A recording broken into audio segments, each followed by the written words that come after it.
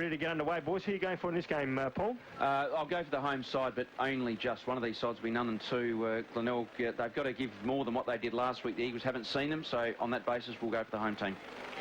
Yeah, look, don't know. I'll go Eagles. The Bays disappointed me greatly. They'll improve on that performance last week, but just didn't seem to have the desire last week, the Tigers, which was not like a Tiger side that we saw last year. So games. We'll quickly go into Kim Morgan to get ground conditions courtesy of our station sponsors, Wetsuit Callers. Kim, good afternoon. How are you?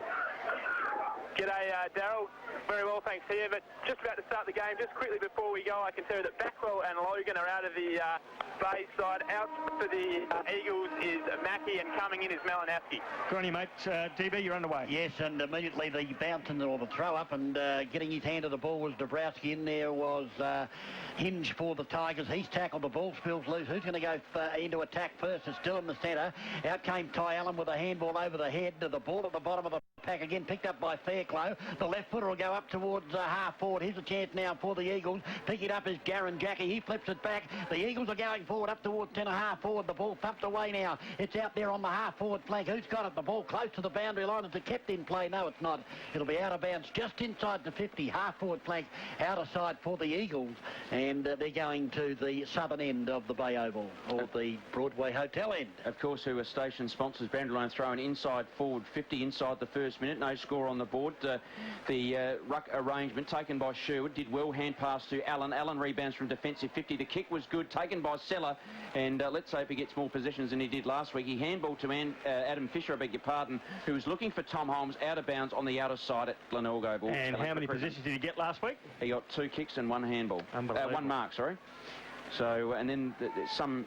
I can't believe there was an article in the paper saying he was going to come into the Adelaide Crows side. But anyway, Dabrowski and also Cranston go at it, or taken off the pack well by the Eagles player in Remington. Approaching half-forward flank, the Eagles. The game sort of just in a bit of a lull. Panozzo was tackled well when he had the football. appealing for the free kick was a Glenelg player, I beg your pardon. Fisher gives it off to a teammate who kicks towards Dold. He takes an excellent mark on centre wing on the outer side.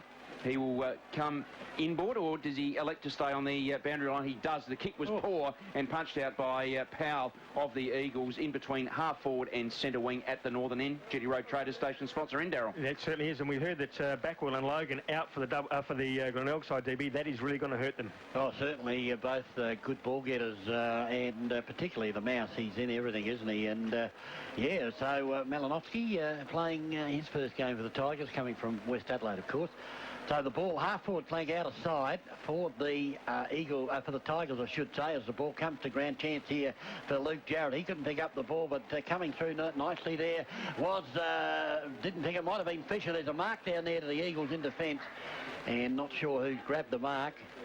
But it is a last line of defence now, as the kick will go across field. It was Nick Salter by the looks, and he kicks it into the pocket to Fiarchi. Fiarchi looking for Jarrett, who could mark that. He had the ball out in front of him, knew the Tiger was coming at him, and just kept the arms outstretched to take the grab. They've advanced to half-back out of side. I think that's Fairclough, isn't it? Yes. Got the footy. He kicks it long towards centre wing. Up they fly. The ball hits the deck. An opportunity now as the ball's at the bottom of the pack, though, and the umpire has no option but to ball it up centre wing out of side. Okay, so it'll be a boundary line, it'll be a ball up just inside the boundary line. Daniel Cowell throws the ball up now. But Cranston and Dabrowski. Cranston got it down. Fairclough it was trying to take the footy, but Allen goes over the boundary line. Courtesy of our station sponsors, Mans Minor 10 Kitchens and Bathrooms, I can tell you that North Melbourne are 4-3, leading Hawthorn 1-3. There you go.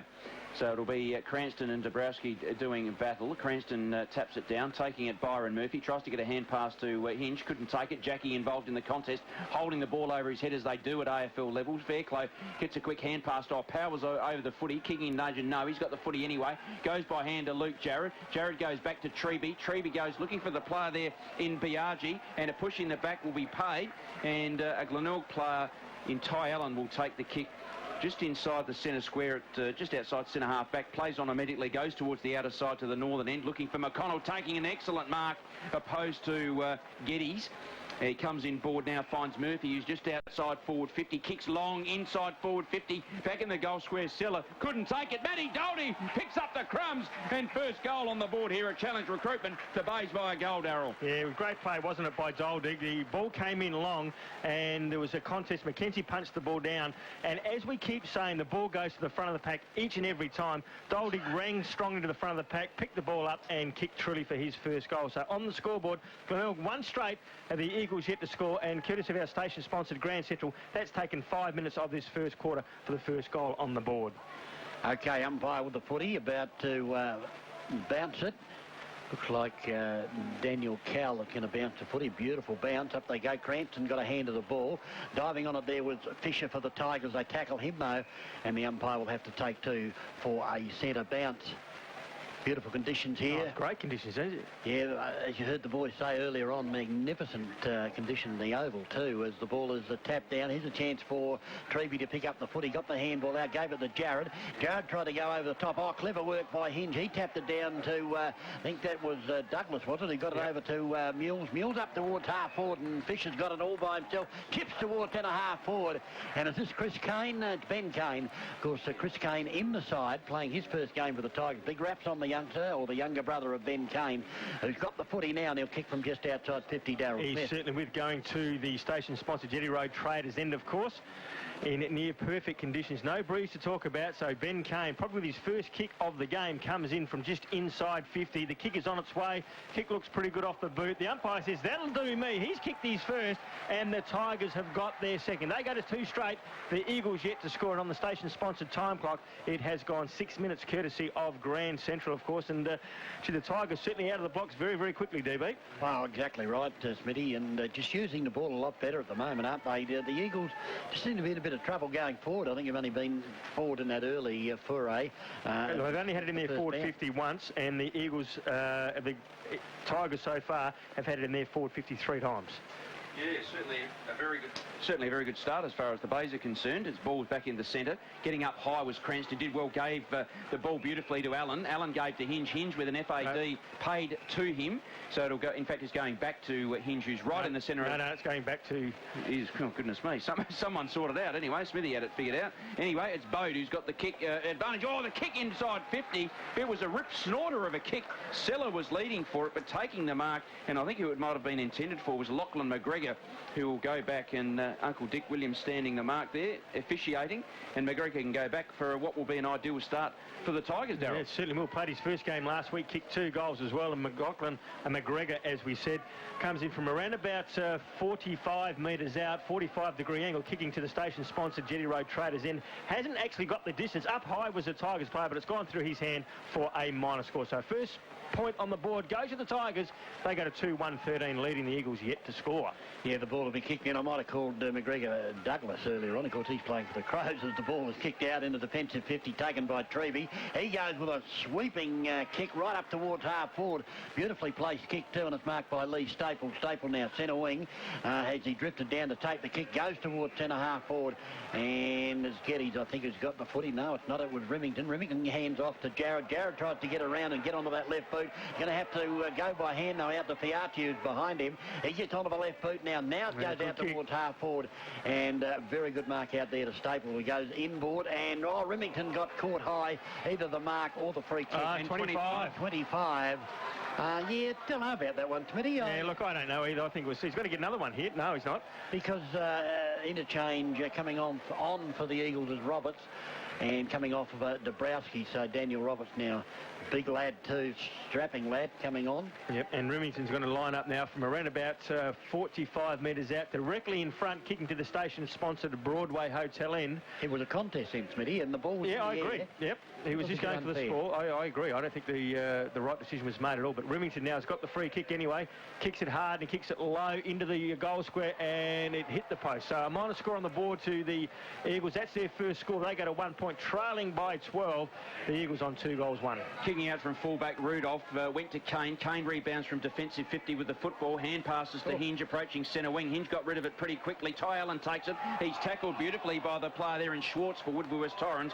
Umpire Cowell comes in, officiates, I think, correctly, and says it will be a ball up. Schwartz giving Allen a little bit of a to-do. Runs back to full forward, wants to kick another 8 straight, I suspect. And as Andrew Rogers told us during the week, he kicked 2 out of bounds on the full, so 10 shots at the big upright sticks. The ball up has resulted in a free kick to Lee Treby, who's outside half forward. He gives it, in fact, a free kick now has been paid to the Eagles' Fitzgerald. Fitzgerald will go inside forward 50. Well, going back with courage with Schwartz. He's getting a free kick. Yes, he is. Eyes not on the football. Pleads Sugars.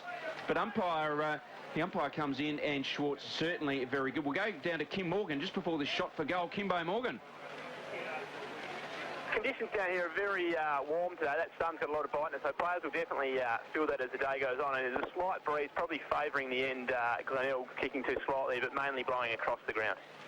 Thanks, Kim Morgan. And the player who has the ball now, Paul Blandis, is Schwartz, I think. Schwartz, it is, yep. So he's going to kick from around about 35 metres out. And again, don't know if the free kick was there, DB. I must admit, I was looking at the ball, so I didn't see what actually happened off the ball as far as the bodies were concerned. Yeah, so Schwartz from about 40 metres out, directly in front, kicking to the station-sponsored Broadway Hotel end. Kick is on its way. The kick looks good. He's kicked his first, and now the Eagles are on the board. They got 1 goal, 1-7, trailing the Glenelg side 2-1-13. And just when a guy comes back and he's running back into a contest ball and a player's running forward, I mean, bodies are going to clash. That's part of the traditional game of Australian rules. And to give a free kick like that, geez, don't know. Yeah, and the other thing is the bloke that's going for the football for the opposition that gives away the free kick, he gets dragged if he doesn't do it. So his motto is that he's got to go for the footy, and it's a little bit funny, but there you go. 6 points in favour of the Tigers, of course. Ball is back in the centre. Umpire Williams throws the ball up now. Cranston and Roberts both got high. Cranston probably won the footy, but it's spilt free to Treby. Treby gave off to Peter Fiacci, who's tackled well by Ruwalt. And the ball is slightly attacking side of the centre circle. Darryl. Yeah, just of our station sponsors, Mans, Mitre 10, Kitchens and Bathrooms, Centrals and Sturt. Centrals 1-1, Sturt 1 point. Nord and West 1-3 to Nord, 1-1 West Adelaide. Ooh, there's the ball up. A quick kick was taken by the player for the Eagles in Malinovsky. And Malinovsky, in fact, is now tackled by Murphy. Oh, and it's Payne holding the ball. That is absolute garbage. We have a station sponsor for those sort of things, Darryl. They are called Smithfield Crash Clangers, and that was won by Dickie Williams. Indeed it was. So Murphy has got the footy. Got a free kick that possibly wasn't there. Interchange hinge comes off, and coming on is Chris Kane. This guy, I like the way he goes about his footy. The brothers Kane. Now, there's been a free kick paid to the Eagles just outside half forward. That was even or upper, I tell you. Yep, and I think Seller was having dibs on having a crack of goal inside 50, but it's taken by the player in Geddes. Gave to Fairclough. Kicks towards centre wing on the outer side, Schwartz, and also the player out there for Glenelg, Cranston. Nothing doing, and the ball's out of bounds. Just in between half forward and centre wing on the outer side, favouring our station sponsor, Broadway Hotel End. Umpire to throw the ball back in. Again, the tall timber to do battle. Roberts front position from Cranston. The ball out the back. Who's going to be first there? The Eagles have the opportunity here. Looked like Malinovsky got the handball over. Here's a chance now. The ball back in the centre for the Tigers. They can pick it up. The player in there is Fisher. It's still at the bottom of the pack. Chance now for Geddes. He picked it up and kicked it up towards half forward. No, beautifully taken by Rudolph. He goes towards centre wing. Finds Murphy. Murphy now to Fisher. And Fisher bangs it long. Inside 50. Up they fly. The ball out the back. There is Fairclough showing a lot of speed there for the Tigers. Was in fact McGregor. Tried to kick it off the ground towards the goal. It goes, mate. Oh, tackled right on the boundary line. Probably should have stepped through and taken it behind there, I would have thought. Yep, no question of that. And fraught with danger, and it'll be a boundary throw in left full forward pocket. Courtesy our station sponsor, Mans, Mitre 10s, Port South, Port 2-2, South 1-1. Quarter time score on the Hawthorn, North Melbourne 4-6, Hawthorn 1-3. Up they go. The tap down. Dolty actually got the tap down, but emerging with the football there for the Eagles. Comes up towards half forward, and the mark taken by Roberts. Roberts goes short and will find his teammate in Jackie. Jackie against Fisher for having hold of his jumper after he took the mark. Yeah, look, very against the fabrication of the game. I mean, they're the rules, unfortunately, and that's exactly what he did. You're not allowed to do it. So the ball now ends up with Luke Garrett just outside 50, grandstand side. Garrett will get back onto that left foot, and now he's forced a handball. Was it a free kick to the Tigers? It looked like it hanging on, and the free kick will come back and will go to Ty Allen, who certainly had his share of touches in this first quarter for the Tigers. Certainly has. I tell you what, the Eagles are looking very, very slow here today compared to the Tigers. Okay, well, as the ball is kicked back into defensive 50, Ben Kane has got the footy and goes out towards half-back looking for Murphy. Tried to take a one-hander. The recovery was good. Gets back on. Dropped the footy when he tried the dummy pass. Could have almost been holding the footy. This has let the Eagles in now. The turnover will be costly because there's a player up towards the half-forward flank in Schwartz, but the kick let him down. The kick from his teammate let him down, Daryl Smith, and hit the deck and bounced out of bounds just outside 50, out of side half-forward flank. Yeah, it was a station sponsor Smithfield crash clanger, wasn't it? Because Schwartz was all on his own, 50 metres in the clear, and it went too close to the boundary line, and he just couldn't pick it up and went over the line for a throw-in. The kick came from Staple, the boundary line thrown. It was Cranston and also Roberts taken by the Eagles. The ball is spilt free. It's picked up by Biaggi, kicks from just on the 50-metre line. It will go towards the scoreboard. Oh, Peter Fiaggi miraculously out of the air, but in fact it's out of bounds on the full, so it'll be a relieving kick from the back pocket at the station sponsor Broadway Hotel end. It will be taken by Rudolph. So he's got the hair in the ponytail, the number 15 Guernsey. He's got McConnell loose in the goal squares. He also got Ty Allen, but he's going to elect to stay on the outer side, which seems like an odd option. But anyway, he's out there, knows what he's doing. He rebounds from defensive 50 with the kick, and it was an odd option because it's gone out of bounds on the full. So this game really just needs to extract a few digits, and people need to start doing things properly. 2-1-13 the Bays. Eagles 1-1-7 RPH football scoreboard. The kick will be taken from Roberts in between centre wing and half forward on the outer side. The Eagles 2 scoring shots to the Glenelg 3. Roberts now with a big kick inside forward 50, but coming from behind and should be taking the mark is Sugars. Thought his game last week was good, Daryl. He did that too easy, didn't he? He didn't have a contested player against him, Sugars. Indeed, fed off to McConnell. McConnell rebounds from defensive 50 to Murphy, who gave to Adam Fisher, but he's under the pump, and that was just a poor option yet again. And these players have really got other things on their mind, I think. Yeah, actually, I don't know if that was such a poor option, Paul, because he looked up and there was just 2 Eagles players at centre wing, so he actually grabbed the ball on the ground, safety first to the boundary line. So boundary throw in, centre wing, outer side, Roberts, Cranston. Neither player can get a decisive hand of the ball. Ends up with Fisher. Fisher goes towards half forward. Is that a mark to the Tigers? I think it's Rory Kirkby that's taken the mark. Doldig, sorry. He'll chip it up towards McConnell, who's made good ground. He's just outside 50 on the half forward flank. Will get past an opponent, does that all the time, and then bombs it to the head of the square. 1-on-1 here. And is it a kick to Big Seller? No, it's not. It's off hands for the minor score. So a behind recorded to the Tigers, and the Eagles will bring it to the grandstand side. Fraught with danger. Ty Allen got a hand to the ball. What's his recovery like? Pretty good diving on the footy there. Probably should have got a free kick to the Eagle player. Ends up with Kirkby. Kirkby draws the player. Then got it over there to the player in Allen. Allen will chip it short, but he's gone over the head of his intended target. And Fiaggi takes the mark. Peter Fiaggi in the defensive 50 goes over the top to in fact, the player there for the Eagles kicked it there was Stewart. He gets it out there to half back, and they relay it quickly up towards half forward. Malinowski, the former Bloods, got the footy, but he ran out of bounds with it. And their boundary umpire right there to see him step over the line. There'll be a boundary throw in, centre wing out of side. Yeah, score check for courtesy of our good station sponsor, Mans Mitre 10's Kitchens and Bathrooms. Central's 2-2, Sturt 1-1, Norwood 2-4, West Adelaide 2-3. Boundary line thrown will be Cranston and also Roberts doing battle. The ball has hit the deck. It was taken by Murphy. Murphy handballed out to Holmes, who did beautifully, and gave to Bode. Bode now will hit someone on the chest. Does he? No. Looking for Ben Kane. The ball is spilt free. Jared's got it. He handballs out. Looking now for Remington. Found him. Goes to the player there for the Eagles, who I can't identify, but it's McKenzie now that's on the end of that. His kick will never miss a target. It's taken by Staple. Staple gave off to Treby. Got some attention from Bode. Good enough to get away from it. The kick by Treby. Looking for a player at half forward, and Jackie's now got it. He handballs inboard back to Treby. Good follow-up. Treby around the corner, loses Staple. It bounces now, though, in front of Schwartz. At the front of the pack, though, for the Eagles, and taking it and kicking it towards goal is Salter, and he puts it through. The Eagles are 2-1-13. The Eagles are coming. Plays are 2-2-14. Good passage of play there. Involved Jackie, Treby, and then kicking the finishing touch, Salter, as Big Cranston comes off. And for Glenelg, Lachlan Button will come off here at Challenge Recruitment. And courtesy of Mans Mitre 10, station sponsors, Port Adelaide 2-5, South Adelaide 1-1 down there at Abbon. Great play there by Salter, wasn't it? He actually got by his opponent quite easily, turned and kicked truly for his first goal to the Broadway Hotel end. So a 1-point ball game in favour of the Tigers. Yeah, what you liked about Salter on that occasion, Smitty, didn't panic, had plenty of time, very casual, as Dabrowski got a handball in the centre from that centre, bound up towards Fiaggi. The ball over the head of the pack, though. Murphy got a hand to it. Oh, they're messing around with the ball. Finally, it was taken for the Tigers by Holmes, but the turnover might be costly. here. Well No, done. picking it up, doing it well there was Ruwald. He got it back to Mules. Mules at half-back now and gives it Panotto, who goes up there looking for Kirkby. Was he over the shoulder? No, it's the umpire, but the recovery is good. Picking it up is Ruwald again. I think, what's happened here? Free kick is going the way of the Eagles, and it'll come back. I didn't see what it was for, boys. No, didn't see it either. I think it might have been a bit of a push to Peter Fiacci.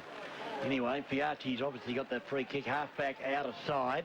Will go towards centre wing. Big Dabrowski there. Coming on is Roberts, coming off Treby, is it? No, can't pick up who it is. No, it's Remington coming off. So the umpire's now called play on as Dabrowski centres the ball to Powell. Powell's got a little bit of time. We'll put the drop punt towards half-forward. He's looking for Schwarz, who should have marked that. He got his hand to it. Through comes the reindeer and forces it over the boundary line for a throw. And gee, there was Darryl Smith. Thought he should have marked that. He should have, yep. For his reputation, that was he had a clean grab. There was no spoil from behind, but the ball went straight through the hands. He had the hands up, didn't he? And it went straight through. And you're right there, DB. He should have marked that. It would have been 45 metres out. And the way he kicks for sausage rolls, he probably would have kicked it. Treby picked up the footy, was tackled by Bode, lost the footy. The ball will come back from whence it came, and that's the half-forward flank for the Eagles. Powell dodged around and got the handball to McKenzie, who gave it back to Powell. Powell's kick wobbles up towards the 50-metre arc. Out comes Schwarz again, trying to pick up the footy. Bodie. Said the umpire. Bode hit the shoulder. He might have put him out of action, actually. He's on the deck. That was fair. Doesn't look too good, and you all heard Paul Blander say it was a fair hip and shoulder, and Schwarz is in more stripe than Mandrake down there as the boundary umpire throws it back in. Up they go. Getting a hand to the ball was Button for the Tigers. The ball hits the deck, and a free kick has been found. Umpire Cal saw it. Yeah, it was too high, DB. Too high. The free kick to be taken for the Tigers by Sherwood. Defensive 50, grandstand side.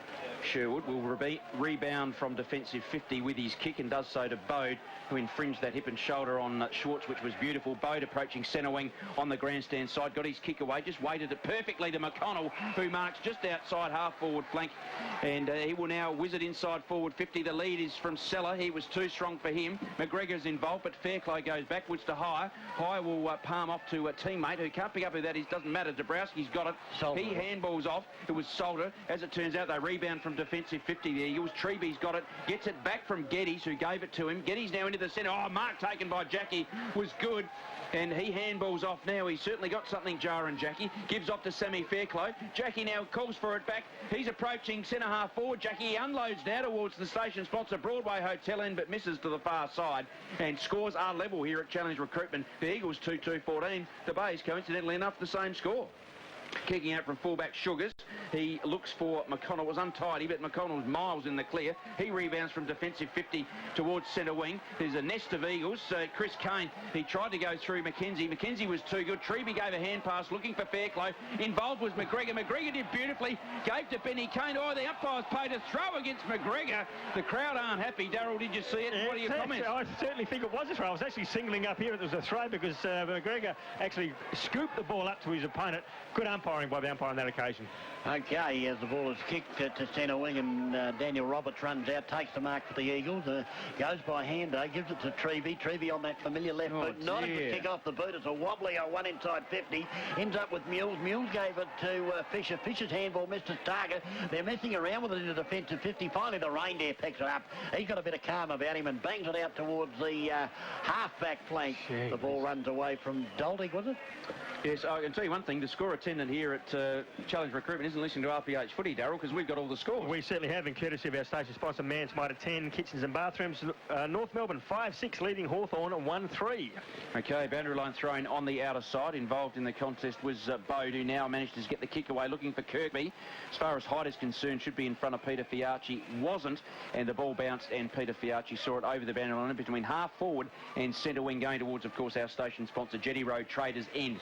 Even Stevens. Boundary line throw in now. Pretty good crowd building up. Not as many as you'd expect, but it's not too bad. It was actually punched forward by Treby into the path of Bode, who's looking backward for Ruwalt. Ruwalt's got the footy. It was well done by Bode. You heard DB say perhaps a free kick to Matty Bode. The kick inside 50. Doldig from about 3 dead. Couldn't take the mark. His second effort was outstanding. Ends up, though, for the Eagles with the player there in Treby, I think it was. Gave to Jared. Jared gave it into the centre to Jaron Jackie, who's presenting beautifully. Jackie with a number 3 Guernsey on. Number 43, Guernsey, gives now to the running player in Salter. Salter is looking big and strong now. Will kick inside forward 50, looking for and finding on the lead out in front. That is very good work. Fitzgerald, who can go back. He's trying to run back to centre half forward to take his kick. He's in the forward pocket at the southern end. Station sponsor Broadway Hotel end, right in front of the new club rooms, which we saw firsthand before the game. And Fitzgerald, Smithy, will go back. Difficult kick. We'll find out what the breeze is doing as well when he unloads. Yeah, certainly going across the ground, the breeze. So Fitzgerald lining up in front of the Louts Hill as he comes in now. The kick is on its way. He's kicked it low and he's kicked it hard, and he has kicked it truly. He's got his first. All of a sudden, the Eagles are in front here at Challenge Recruitment. They go to 3-2. That is 20, leading the Tigers 2-14. And that was a great play by Salter, DB. The ability for a big man to stop, prop, and then kick truly to a leading player is superb. And Salter did that very, very well. And you could also say that was a station-sponsored PDK highlight, that kick from Salter. Well, he did something similar, didn't he, to kick the previous goal by the Eagles. And, yeah, he's got a bit of presence about him, has young Salter. He has. I think it was Fitzgerald kicking the goal was beautiful, but Salter, the presence of mind, looking big. Indeed, of course, all the scores from around the grounds will be with us very shortly. Chris Kane in the centre, taking it and giving it to Bode, who's gang tackled by the Eagles. It will be another ball up. Uncle Richard Williams will come in, Smithy. Yeah, score check from around the grounds, courtesy of our station sponsor, Mans Mitre 10, Kitchens Bathrooms. Norwood 3-7. Are they kicking themselves out of the game? West Adelaide 2-4. Ball in the centre, up she goes, tapped down by Button. The ball spills loose. Powell picked it up for the Eagles. Woodley grabbed high notes at the umpire, emerging with the footy and bringing it towards the centre wing. Finds the player there in Biaggi. Biaggi for the Eagles. I think he comes from Albury or somewhere, doesn't he? Biaggi, he chips it short to Jaron Jackie, just forward of centre wing grandstand side. And what's he going to do now, Jaron Jackie, the Crows listed youngster, of course. And he's going to go bang with a drop punt up towards the 50. Rudolph's got the run from behind. The ball hits the deck. Sugars is there. Gets it over to Ruwalt. Ruwalt gets past an opponent. Then tries to run the gauntlet. Perhaps a bit lucky to get away with it. Through comes Fisher. He's tackled. Got it to Bode. Bode's handball is good to Byron Murphy. Murphy now centre wing. Forced to use the left boot. Oh, the Eagle player slipped over to Vital State. Taken there by Stella. Stella gets it to McConnell, who dodges and weaves past. Then kept short. Good football by the Tigers. And Dolby comes out and takes the mark just inside 50. No problems with the distance. The accuracy, the only question in your mind, Darryl. Yeah, certainly has no problem with the distance. 45 metres out, but great play by McConnell to get past two players. Saw Doldig leading, and just the light touch kick to Doldig, and he marked truly. So he's going to kick from around about 45 metres out, directly in front, kicking to the station sponsor, the Jetty Road Traders end, and he has kicked truly for his second, and the Tigers now have got 3-20, all equal, all of the same score here, courtesy of our good friends at the Jetty Road Traders. Then we'll go down to Kim Morgan, who's around the ground, who are looking at ground conditions, courtesy of our wetsuit coolers, who are station sponsors. Kimbo. Darryl, Ben Schwartz, we saw him get a knock about 5 minutes ago. He came off the ground shortly after, looked in a bit of distress. He's headed down to the rooms for a bit of treatment, so it could be an early blow for the Eagles. Okay, thank you, Kim Morgan, down there, courtesy of station sponsors, wetsuit coolers at ground level. Indeed, of course, at Conmurra Avenue, Edwardstown, anything neoprene. Our station sponsors and friends have been with us for a long time now. Ball back in the centre. It was punched by Dabrowski into the path of a teammate, but it's now spilled out to Ruwalt. Now, free kick's been coming back, has been paid against, is it Ben Kane or Chris Kane? I'm not sure. I think it's Chris Kane in the centre against Treby. So Treby will send the Eagles into attack. He hand passes off to the running player in Geddes, who goes inside 50. And using his body, I thought, well, but the umpire, in fact, Smithy, talk us through. I thought he actually grabbed him and just pushed him away, DB. Well, I must admit, I thought it was a fair mark. But anyway, Salter was right there. Salter infringing against Sherwood, who takes the kick and kicks out and rebounds from a defensive 50 from Sugars. The Bays are running forward. No one inside forward 50, defensive 50 right now for the Bays. The kick goes into the path of Panozzo. She had to be spot on, didn't it, the kick? Indeed, so either the Tigers are pushing forward or the Eagles are flooding, one of the two, or perhaps a combination of both. There is no one behind Panozzo, who's inside the centre circle and now kicks towards centre half forward. Coming out, McConnell couldn't take the mark. A pack of players forms. Treby takes the football there, getting the quick kick away for the Eagles was McEntee, and goes towards centre wing, taken by Sugars. He gives off to the running player in Panozzo, who kicks deep inside forward 50. Doldig using his body too well. Hinge also involved in the contest. Peter Fiacci involved, picking it up. Bodie tackled surely without the football. Umpire Cowell, who was right there. Darryl, what did you see? Well, I thought he was also tackled without the ball, but then he was pushed in the back as well, taken over the boundary line. I thought that was definitely a free kick to Bode. We have a station sponsor, Darryl, for that. It's called Smithfield Crash Clanger from the umpire. Indeed, so boundary line throw in. Doldy taps it down beautifully into the path of Fisher, wheels it round over his left shoulder with the right boot, but it's gone out of bounds on the full in the forward pocket at the Jetty Road station sponsor, Traders End. Darryl. Tell you, courtesy of our station sponsor, Mans Mitre 10 Kitchens and Bathrooms, Port Adelaide 4-6, leading South Adelaide 3-1. Yeah. And also North Melbourne 6-6, leading Hawthorn 3-4. Okay, the ball in that right full forward pocket for the Tigers. And I'm trying to pick up the player who's got the footy back there for the Eagles. Zach Hire. Zach Hire it is, who chipped short to Treby, who's taken the mark right on the siren to end a very close, well, obviously it's close because the score's a level.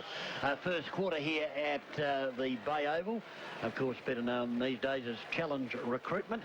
Both the Tigers and the Eagles, 3 goals to 20 apiece. And got 5 handballs, and also Ty Allen 5 kicks and 4 handballs. You're on RPH Football with Paul Blandis. Starting the second quarter at 0-0, basically. That quarter didn't stand for anything. They all had 5 shots for goal. The base kicked 3-2-20, and so did the Eagles. Now, the umpire, with an errant bounce, and that's Toby Medlin, has elected to start proceedings again. So he will do that. Throws the ball up. Cranston and also Dabrowski, or giving it back to Hinge was Allen. Allen kicks, Hinge kicks towards centre half forward. Coming out, Kirkby was good. He wheels round on a vicious left boot. Kicks looking for Doldig, who made front position. Hire did pretty well. Running onto the football is Holmes. Can he get it? He picks it up now, almost had his Guernsey ripped off. Kicks towards the top of the goal square, but picking it up there is a Eagles player. I can't pick up who that is just at the moment. Anyway, he gave off to Jarrod, who will rebound with a lovely looking kick from defensive 50, straight down the throat of Fairclough. Oh, got a great shepherd from Jackie, did Fairclough. Gee, Mark Micken won't like that. Fairclough gave off to Remington. Remington kicks inside forward 50 of the Jetty Road station sponsor, Traded in. And picking it up, though, is Sherwood. Good contest. The big Forrest, he will kick towards Murphy. And Murphy can't take the mark. Rebounds from defensive 50 as he does it. Centre wing grandstand side. Kicks to Fisher. Gee, under a lot of pressure from Remington. Took a very good contested mark. He will kick to the run of Murphy. That's good footy indeed. He marks in front of Salter. Also Jackie. Now a lead comes from Seller. He's leading wide. That's not ideal. And the lead now comes from Kirkby, who's pretty much led to the same spot. The kick by Murphy. He's gone straight down the throat of Jackie. We have a station sponsor for that, Darryl. Smithfield Crash Clanger. Indeed, Mackenzie's got it centre wing grandstand side. Gave off, ends up in the hands of Salter, who will go back to Jarrod by hand. Jarrod now has got the kick and kicks inside forward 50 at the northern end, and the mark's been taken. No, Panozzo just took the loose ball, gave it to Sherwood. Sherwood gives to Ben Kane. Yeah, Ben Kane goes inboard, looking there for Hinge. Hinge threw it on the boot. The ball will sail up towards half forward. Up they fly in front was Teller. Got his hands to the ball, couldn't hang on to it. Close to the boundary line, forced over the boundary line for a boundary thrown right half forward flank. And can give you a station sponsor, Ports 4-7, leading South 3-2, and Norwood 3 goals 7 behind South Adelaide at 5-4. Boundary thrown, up they go. The tap down by Dabrowski was good, gave it to Powell. Powell's kick was smothered. This will let the Tigers in. It's picked up by Holmes. He bangs it inside 50, coming out there and trying to pick it up as Hire. He gathered it in nicely, he did, Zach Hire, then put it on the left boot as he found the jumper. No, he hasn't, because there's Tigers out there. The ball forced away. The Tigers tackling strongly here. The ball at the bottom of the pack, and the umpire will say, give it to me, boys, I'll ball it up. Paul, you called gone there, and it should have been too, because the player dragged the ball underneath him. The Tiger player was standing over top. We saw it down this end. It wasn't paid at that end. Okay, Cranston took the ball out of the air. Was tackled. That's normally holding the footy as the ball kicked inside 50. Doldig. The handball, if what was a gem, but then Kane couldn't dispose of the footy. Kicked off the ground, though, for the minor score for the Tigers as they go to 3-3-21. The Eagles 3-2-20. And the lead, of course, by that very margin of that point that came off the boot of Tom Holmes. Almost kicked a miraculous goal, but it's gone through. But, of course, our station sponsor, Broadway Hotel, Southern End. Kick out from fullback by Fairclough was good, but it's a nest of Tigers to the one Eagle, taken by Kirkby, inside forward 50, looking for Doldig. The great defensive effort, because he punched it down, taken by McConnell. He had surely no opportunity to get rid of it. The umpire agreed, umpire Dick.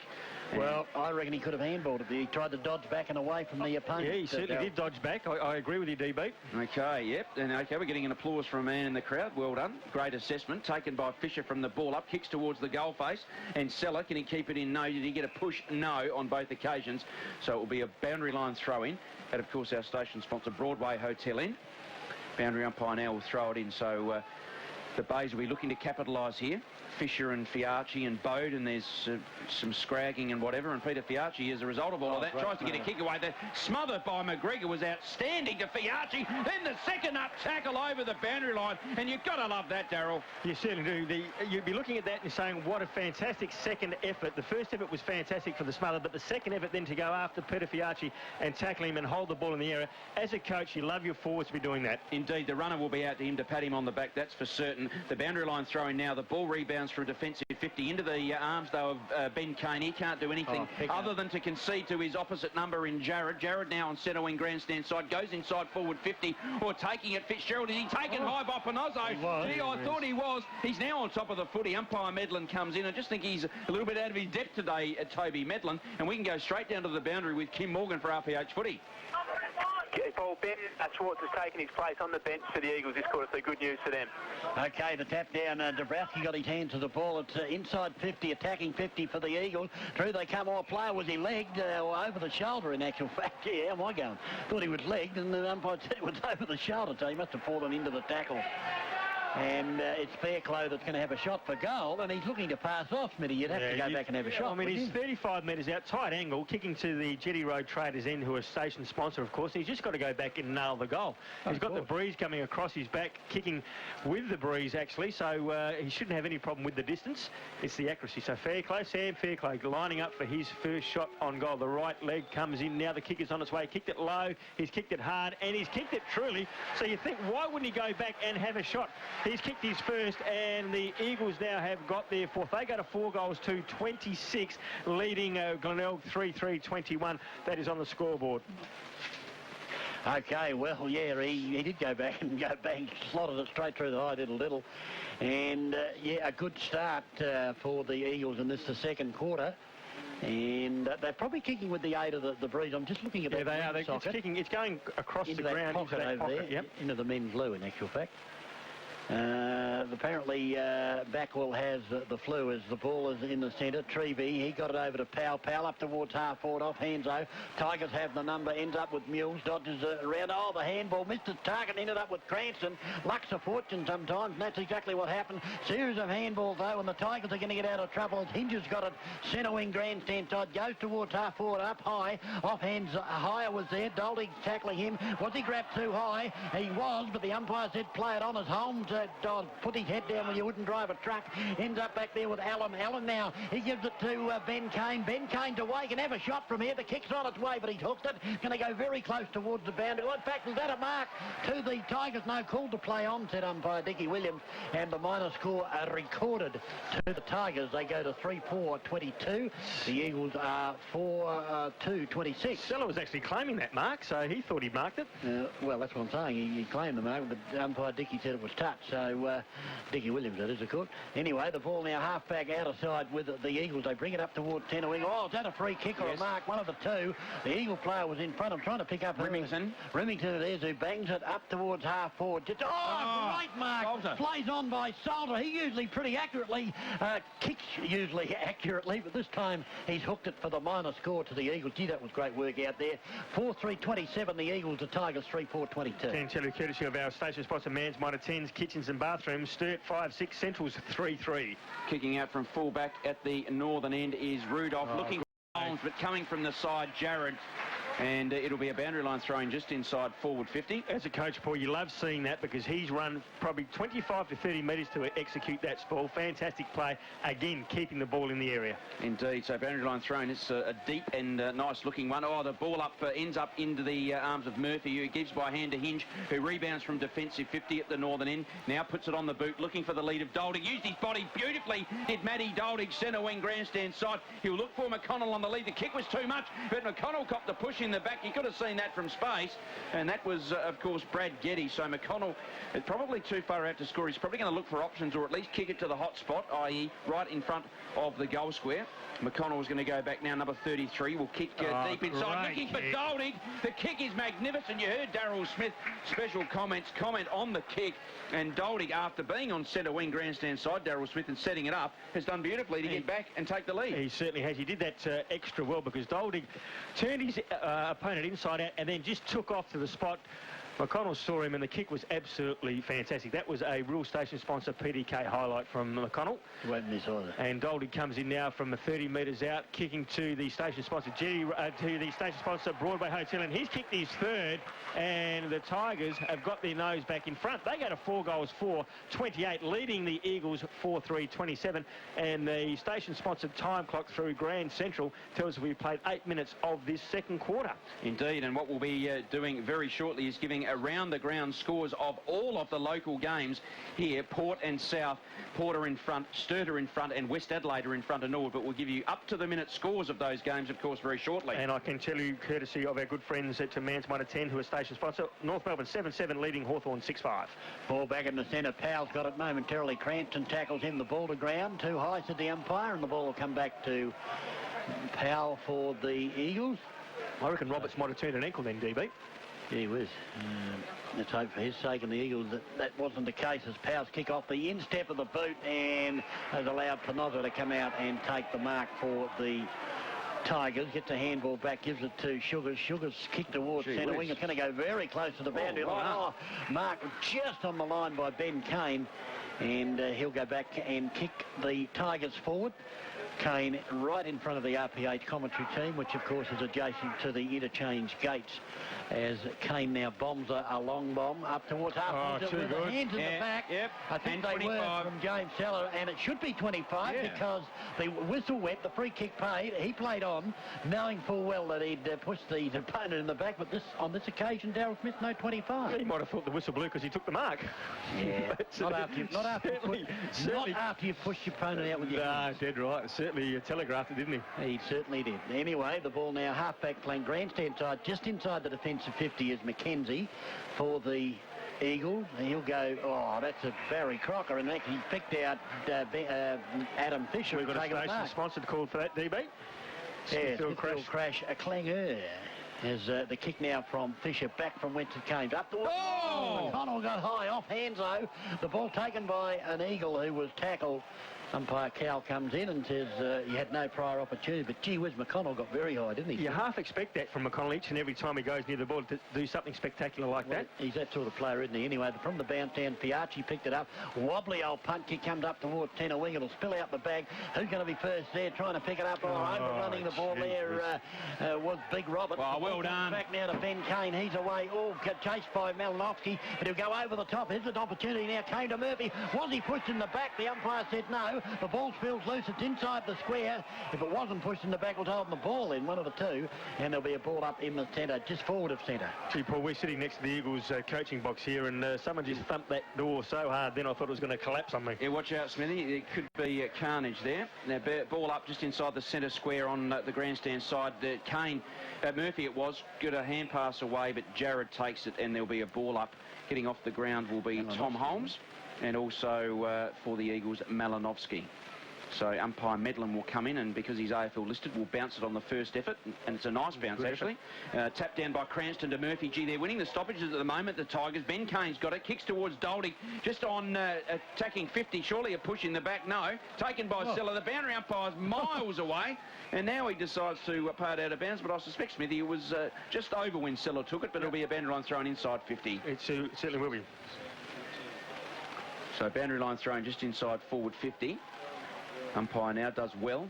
Very flamboyantly throws the ball in. The ball is spilt free. McKenzie, who's been certainly quiet.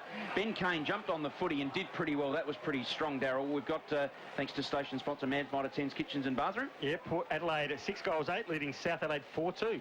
Okay. Yeah, in fact, that was Chris Kane, Paul, and you're right, they do look alike. They do indeed, the brothers Kane. So ball up now. Doldig tackles Treby, I think it was, and umpire Medlin will come, and he seems to be doing everything, Toby Medlin. I can't see anyone else. Amazing. So, Smithy, another score update thanks to our station sponsors. Westies 5-5 and Norwood 3-8. Man's Mitre 10's Kitchens and Bathrooms, of course. Ball up, attacking 50 for Glenelg, taken by Ruwatt. Oh, loose is Chris Kane. The handball receive inside 50 to the southern end. Chris Kane, can he finish? Yeah. No, because it was smothered by Mackenzie and clapping in the commentary box, Daryl Smith. Yeah, that was a station sponsor. PDK highlight. The skipper knew that he was running into an open goal, and a fantastic smother. Launched himself at the player, and Mackenzie's got to be applauded. A great play by Mackenzie. Yeah, we've got a sponsor for that, haven't we? We have PDK highlight. Exactly right, Smithy. You're on the ball, son. As the ball comes over the back, Kane with a second opportunity. Chris Kane had the ball and holding the ball, said the umpire. He was tackled and it spilled loose.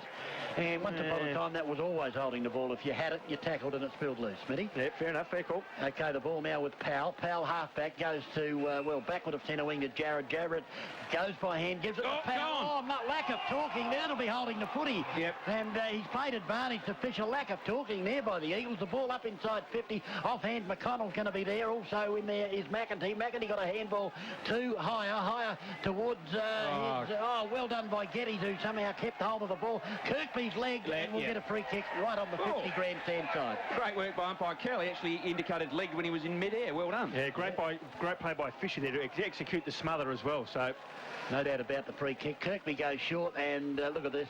Poor checking by the Eagles has allowed Dead-Eyed Dick to have a shot at goal, and Matty Doldig, and he is a wonderful kick for goal, Daryl Smith, and you've got a perfect view here, although there is a pole. There's a pole right inside of me. But Doldig is going to kick 45-degree angle. Will kick from around about 48 metres out, kicking to the station-sponsored Broadway Hotel end here at Challenge Recruitment Oval. So in he comes now. Well, I've got a perfect view of it, Smitty. The pole is not in my way, I'll let you know. It goes off the boot. Is he allowed for the breeze? He has, but he might have allowed too much. He has it across the face, and the minor score, Daryl Smith. That's a point to Doldig, so he's first behind on the board. So the Tigers now are 4 goals, 5-29, leading the Eagles 4-3-27. And courtesy of station sponsor Grand Central, the time clock says we've played 17 minutes of this second quarter. So the Bays by 2 points. Fairclough, the nominated kicker innerer, that's good at English, because me thinks that's good English, is Fairclough kicks and finds Remington, who marks, and Seller standing the mark. Remington will use the outer side. He's got a loose player, Mackenzie. The kick was a beauty. You heard the boys say, Daryl Smith and DB on RPH footy. Mackenzie's got it.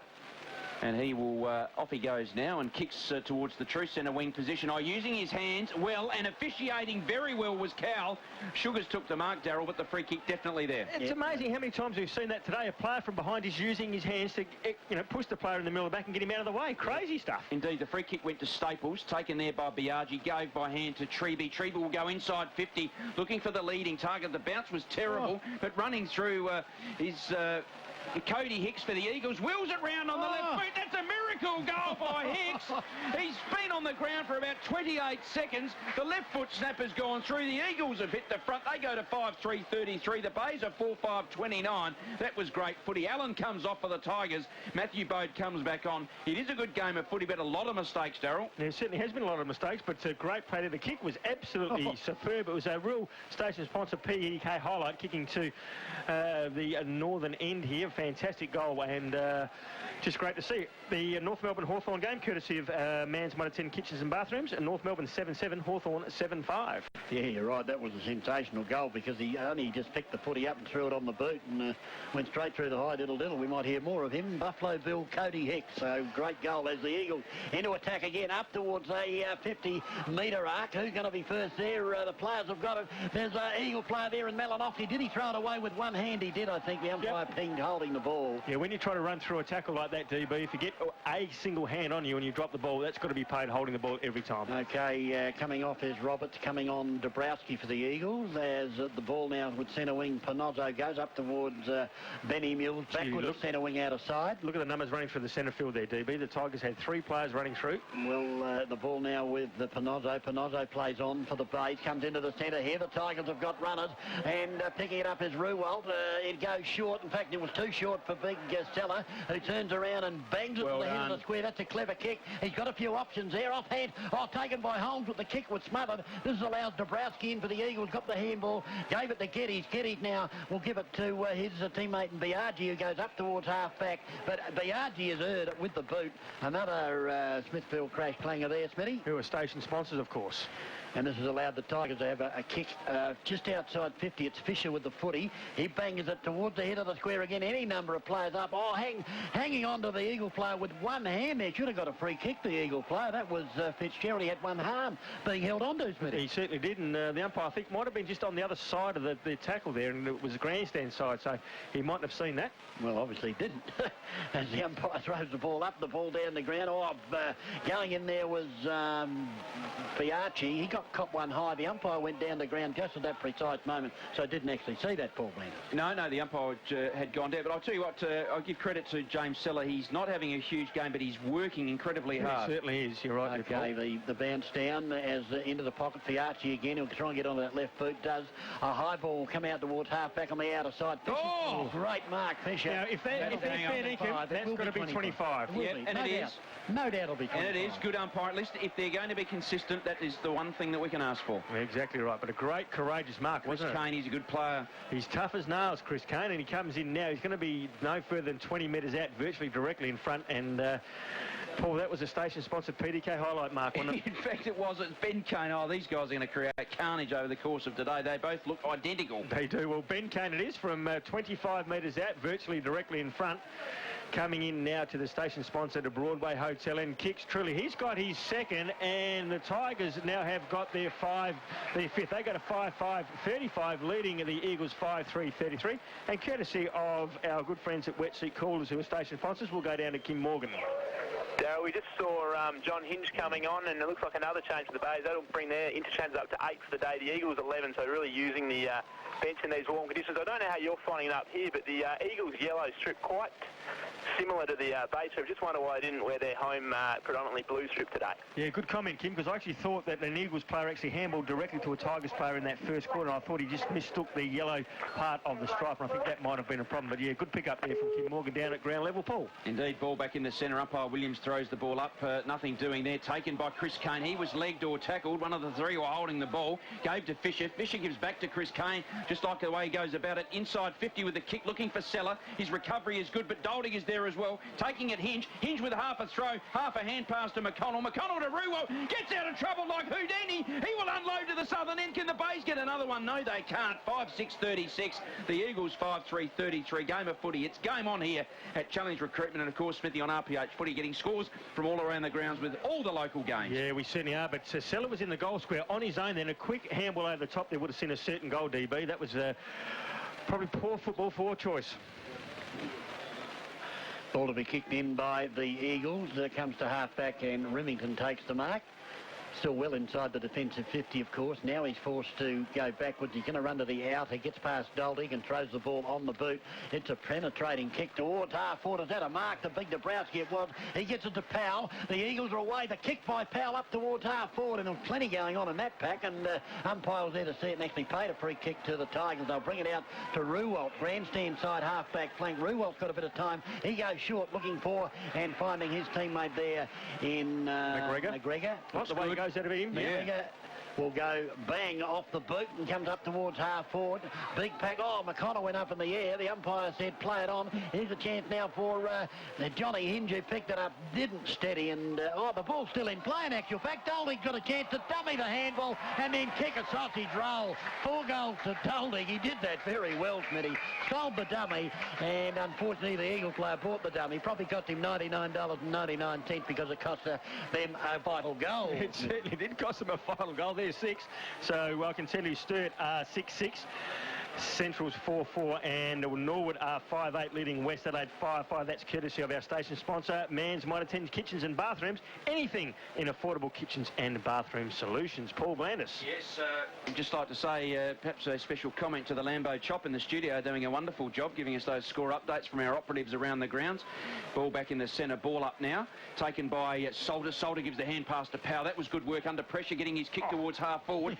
Going back Sherwood. Oh, he's pushed in the back. Great Great contest by him. Great officiating from Richard Williams because he had his back to the sun, could see everything. The free kick was there to Sherwood. Great contest with the Eagles player Daniel Roberts. I reckon he missed the first free kick. Yeah, I reckon he missed the first free kick too. Hands in the middle of the back. He handballed off to Panozzo. The ball's gone to centre wing. It's an FAD. Daniel Cowell officiating from the Richard Williams, paying down the ground free kick. Ruwalt.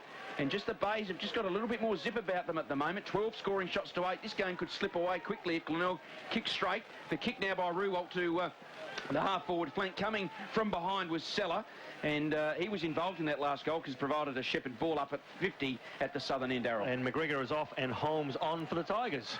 Daniel Cowell will throw the ball up. They're listening to RPH footy, as we know they do. Dolding's just been pushed straight in the back. He's tried to jump on him, the Eagles player McIntyre. I don't know what he was thinking there, former North Adelaide player. So it's Dolding. He's probably too far out to score. He's already kicked 4, Matty Dolding. So Dolding is going to go back now. He's got a kick to the hot spot, one would think. Or is he going to have a shot? He's going back now, surveying his options. A lead comes from one of the Kane brothers. It was Chris. Dolding now will kick to the hot spot. He's looking for Seller. Seller's got the run at it. In front of the contest, though, is Bode. Bode around the corner to the southern end. Oh, he's kicked to the goal square, but it's taken by the Eagles. Gee, that was close. Ends up in the hands of McIntyre, who will rebound from defensive 50, looking for and finding Mr. Cotter lookalike Fitzgerald.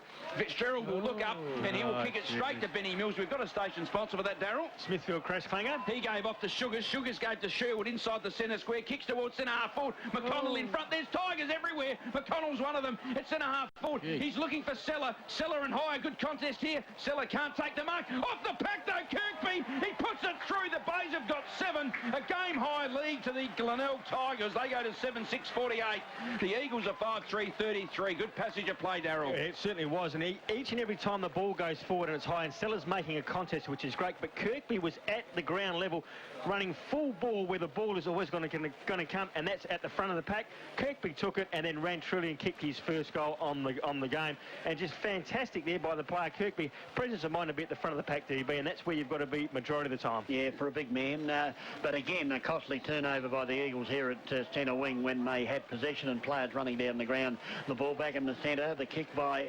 Mules, was it? Or Button, one of the two, comes up towards half forward. Ruwalt had a few touches, gets it to Bode. Bode got rid of his opponent too easily for mine, gave it to Fisher. Fisher now will bomb it inside 50. Big pack will fly here. At the back though, who's going to be there? There's a couple of Eagles. One of those will be Higher. Hinges there. Oh, Higher's almost had his head pulled off twice. Umpiring.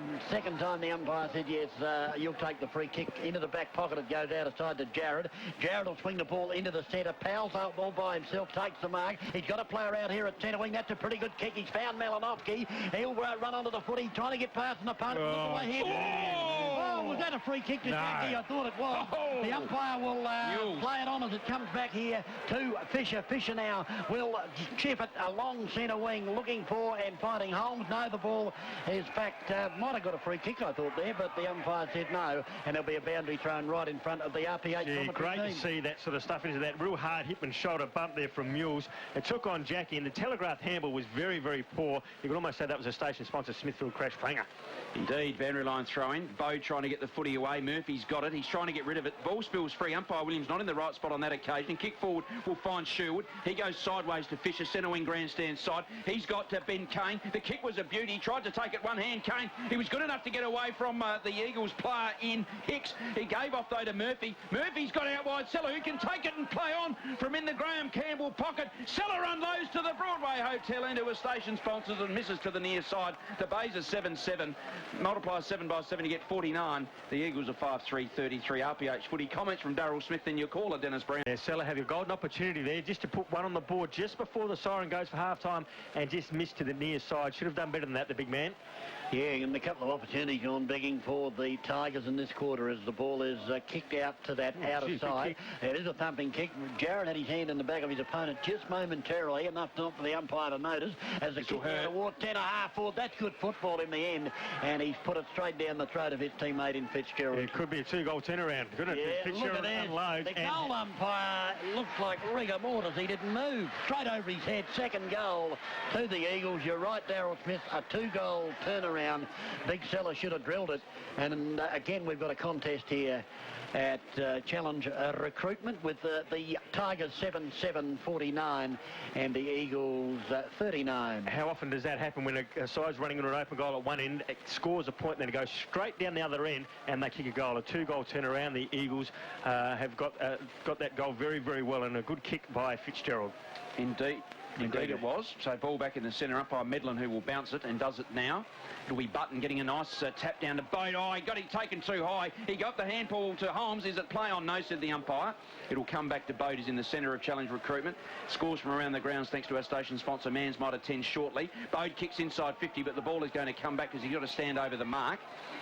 And I would have thought Mark Micken would have been pretty unimpressed with the fact of the ease, the way the Eagles got that last goal. Bode's got it, gives off to Chris Kane. Have liked his game also today. He kicks inside 50, looking for McConnell, who judged the football much better than his opponent, Geddes, and can go back McConnell and kick after the siren, as you heard on RPH Football. Umpire Williams indicating to Medlin to officiate on the goal line. Standing the mark is Geddes. Going back McConnell, Daryl Smith to talk us through it. It will be probably the first man on the planet to know what unfolds. I certainly am. Right behind McConnell as he comes into the station-sponsored Broadway Hotel Inn. McConnell coming in now from around about 30 metres out. This is going to hurt the Eagles. He has kicked, and he has kicked truly. So he's got his first. The Tigers have now got their ninth. They go to 9 goal. No, they go to 6. Oh, sorry. Is that 9 or 8 goals 7 it is? I can't... he's changing his mind there, the goal umpire. So 8 goals 7. It is the Eagles 6 goals 3 as both sides are coming off the ground now at half-time. So I can tell you 8 goals 7 to 6 goals. It's 8 goals 7, 55, leading the Eagles 6-3, 39. That is on the line. So it is the North Melbourne side 11 goals 7, leading Hawthorn 8 goals 6, and that's courtesy of our good friends at Kitchens and Bathrooms at Mans Minor 10 station sponsor. And Craig Lambert doing a great job back down there in the studio. He is indeed the Lambo chop. Starting the third quarter on the bench for the Tigers, Hinge, Button and C. Kane. For the Eagles, a bit of a concern. Geddes and Malinovsky, the only two representatives on the bench as the third quarter action is brought to you by Dennis Brown on RPH Football. Senior umpire Dickie Williams throws the ball up. Roberts actually got his hand of the ball for the Eagles, was grabbed by Fisher. He's tackled and turned by a couple of Tigers. A couple of Eagles, I should say, and there'll be another ball up, take 2. Up she goes. Again, neither player can get a decisive hit out, the ball to ground. Out came Ruwald. He was pushed into the turf, I thought. Umpire said, play it on, but you'll have to ball it up again, Dickie. Take 3, because they can't get it out of the centre.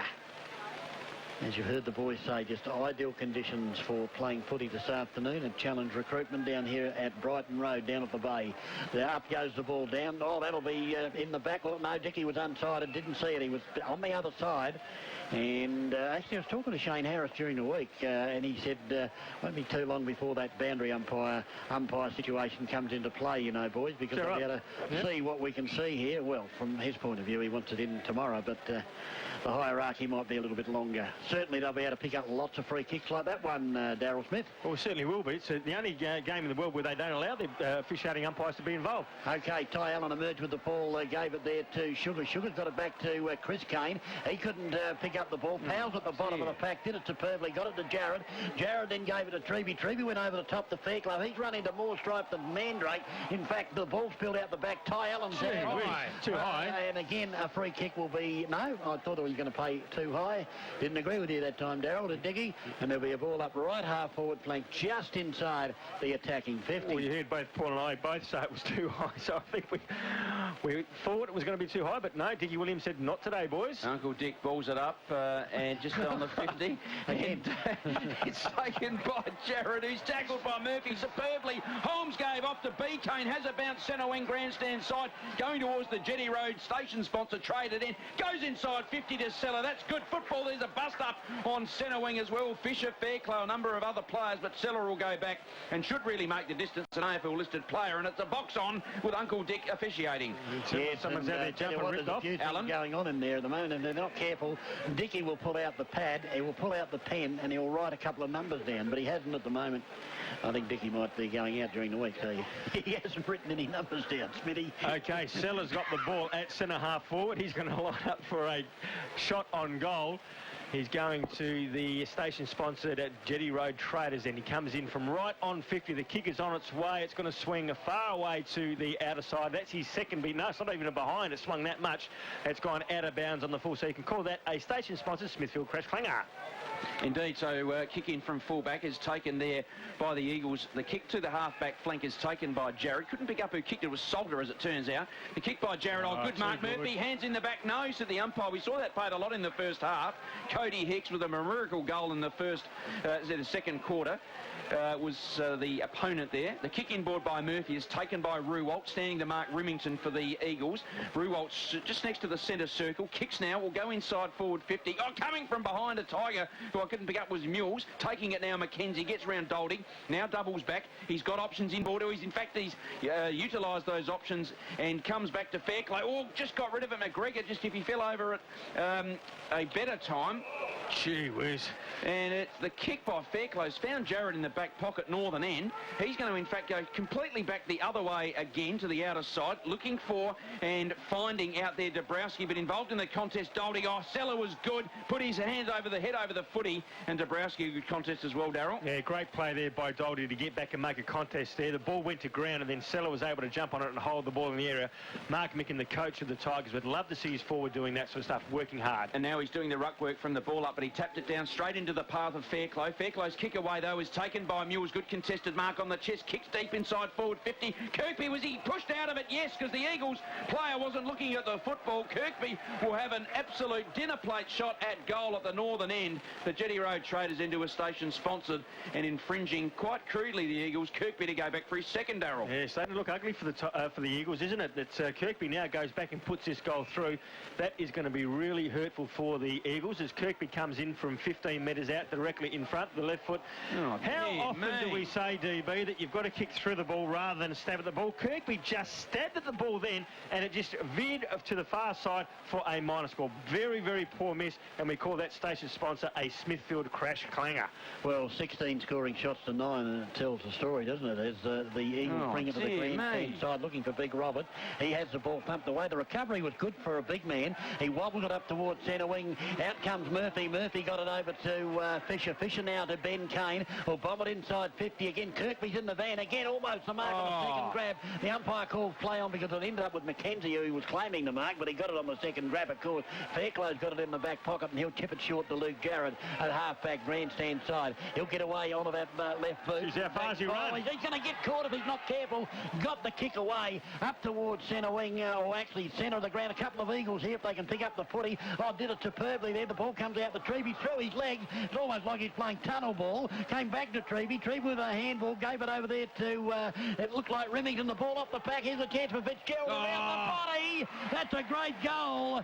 Great goal to Craig Fitzgerald. That's his third goal, and just the sausage roll that the Eagles needed. Let's quickly go down to Boundary and Kim Morgan. And Darryl, I reckon in that little fracas that's just occurred, Ty Allen's had his Guernsey ripped clean off his back there, so he's now been fitted out in the number 58 Guernsey. Not sure if you picked that one up there. Good boy, Kimbo. Well done. But that was that goal from Fitzgerald was the station sponsor PDK highlight, Paul. Fantastic around the body snap. That's his third goal too. So just to give the Eagles a little bit of breathing space. 45 plays, 56 on the scoreboard. Indeed, the Tigers 11 points in front. Ball is back in the centre, and the ball has been kicked forward into the path of Bode and also McKenzie. Interesting matchup.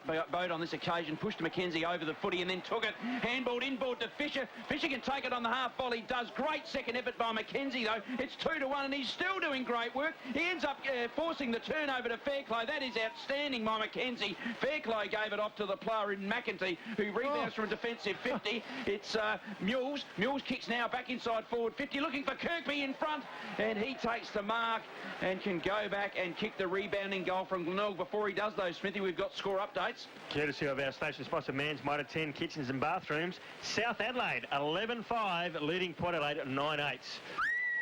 So Kirkby now coming in from 45 metres out, kicking to the station-sponsored Jetty Road Traders end. Now, that time he has kicked through the ball, and that time what happens? It goes through for 6 points. That's his second, and the Tigers now have got their ninth. They go to 9 goals, 8-62, leading the Eagles, 7-3-45. So that is the score on the scoreboard. There's Grand Central time clock tells us we've played 5 and 6 minutes of this third quarter. The Premiership quarter, you're on RPH Football with Paul Blandis. Paul back in the centre, so the scoreboard will show that the Glenelg side are 9-8, the Eagles side are 7-3. So that is a 17-point margin, which is a game-high lead. Ball is back in the centre. The tap-down didn't really favour anyone. It's Stacks on the mill, involved in the contest. Holmes, his hand-passing skills are outstanding. Does it now to Kane of the Chris variety. The kick round the corner by Kane of the Chris variety, straight onto the chest of Kirkby of the Rory variety, who can go back for a second goal in a row of the variety, Darryl. He certainly can. Again, kicking to the station-sponsored Jetty Road Traders end. And we always say, as a forward, you've got to play in front. Kirkby was in front of his opponent then. The ball dropped short. He was able to run straight in and mark cleanly. So Kirkby coming back now for back-to-back goals for him and for the Tigers. He's punched the air. He likes it. That's his third. And the Tigers all of a sudden have got their 10th on the board. They go to 10 goals, 8-68, leading the Eagles 7-3-45. That is on the scoreboard. The RPH scoreboard. Grand Central time clock says we played 8 minutes of this Premiership quarter, DB, and the Tigers at this stage are holding the cup with one hand. Well, yes, Smitty, is it better to hold it with one or two? Well, as long as you hold it, I think, doesn't matter. Exactly right, mate. So I'm not quite sure what point you were making there. But anyway, the hand on there at this stage. They're not actually, they've got their hand on it. Game high lead to the Tigers, and perhaps a bit lucky there. I saw an actual free kick to the Eagles in the centre before that ball went down to the forward line, which was missed, unfortunately, for the Eagles. The ball taken out of the centre. Here's a chance, though. It's Buffalo Bill Cody Hicks who emerged with the footy, was it? And kicks it towards the 50. Opportunity now for the Tigers. Bode's got it. The handball back ends up with Big Cranston, who gets through 2 players, then kicks a long bomb towards full forward. Will it go all the way? No. Off hands and through for the minor score to the Tigers as the ball is kicked quickly out here to Salter at halfback grandstand side. Salter immediately plays on and goes short and finds Luke Jarrett halfback grandstand side. He takes it and plays on immediately. Kicks it straight into the path of Murphy. Never station sponsor, Darryl, to cover that. Yes, Smithfield crash clanger, no question about that. Murphy centre wing grandstand side. The looping hand pass to Panozzo goes to Kirkby on the lead. He's having a purple patch, the big Rory. And we can tell you, for those people here and listening, Ty Allen, who normally wears the number 14 Guernsey, that's been ripped to smithereens. He's now got the number 5-8 Guernsey on. And I'll tell you what, he's playing a great game in the middle of the ground. Aggressive and straight at the footy. And they're winning the clearance as well at the moment. Glenelg tapped down by Doldick from the boundary line. Throw-in ends up into the hands of Bode, who's got to use now that number 58 in Allen, who gave the hand pass back to Bode, who's got Doldick. Can he kick his fifth to the northern end? Doldick has. He's got 5. The Bays have got 11-9-75. The Eagles 7-3-45. This is magnificent football, Darryl. Oh, it's great football, but very interesting throw-in situation there from the Tigers. They throw it in. Seller was actually just laying it off to the check side. They had 2 players running. One of them was Bode. It ended up with Bode. He was able to get past and almost have a shot for himself, but he saw Doldick on the inside of him, gave the quick handball, and Doldick turned around and snapped truly to the station-sponsored Jetty Road Traders in for his 5th. Great play by the Tigers. Great teamwork. They've kicked 7 of the last 9 goals of the contest here at Challenge Recruitment. Fisher on and Seller off for the Tigers. And, of course, this is the Premiership quarter. Thus far, it's been the Tigers trying to establish a winning lead at three-quarter time. The ball back in the centre again. The Tigers, they go forward once again. Holmes off the left boot, goes up towards the half-forward flank. First there will be Fiati. If he can pick up the footy, he can't. Forces it over the boundary line for a throw-in. In this quarter so far, guys, all the clearances out of the centre of the ground have been by the Tigers. It's 5. Boundary umpire to throw it in. Left half-forward flank, ground stand side. The ball comes spinning back into play. Dabrowski at the back, tapped it down to McKenzie. Tries to run the gauntlet, got it over to Big Roberts, who lost the footy. The ball now picked up by the Bays, and with holding the ball against Ty Allen. He tried to do too much on that occasion. The umpire was right there, Toby Medlin, to see that one, and paid the free kick accordingly. So the Eagles under enormous pressure in the Premiership quarter. Jared runs past and thought about giving him the ball, but then decides to kick it and comes up towards the centre wing, offhand. Who's going to be first there? Fitzgerald. Oh, he ran into trouble. Too high, said the umpire. He was And maybe a little bit daffy-ducky there as the ball comes back to Biaggi. Biaggi goes up towards 10.5. Falling down. And this will be a 25 metre, even a 50. All day, every day. It's going to be, actually might even be a report, you know. I reckon he'll take his number there. He has. Charging, yep. Yeah. Well done, Smithy. Good spotting. Dicky's taken the pad out and the pencil, so obviously he's not going out during the week. When a guy, DB, when a guy's standing underneath the ball and he's already marked it and you come in and crash him, that's got to be a charge, and that's very, very dangerous. That was great courage by the Tiger player. Well, there's no doubt. Mules, Ben Mules, his courage is his middle name. It's ridiculous. Tough as all nails. Now, just what happens here, it is 50 metres, isn't it? Yep. Well, that's now 50 in the centre. Oh. That is now... Richard Williams just ran into Tom 50. Holmes. That's actually 60 metres. 60 metres, the penalty, so that's a new one, as far as I'm concerned. An extra 10. An extra 10 as Mules kicks it into the pocket, and McConnell's got it, I think, has he? Yep, yeah, another one. That was a courage mark, because he was backing back then, McConnell, and he knew the pack was coming at him, and the way he kicks sausage rolls, I mean, that's a PDK financial... What's happening here? Station sponsors they are, DB. Of course they are, and of course they have been sponsoring us since Archie was a boy. Okay, in comes McConnell now from about 50 metres out on that outer side. The kick is on its way, and he's certainly got the distance. Has he got the accuracy? You know he has. It just drifted to the near side, goes through for a minor score. That's his second point. 11-10. They are leading the Eagles 7-3.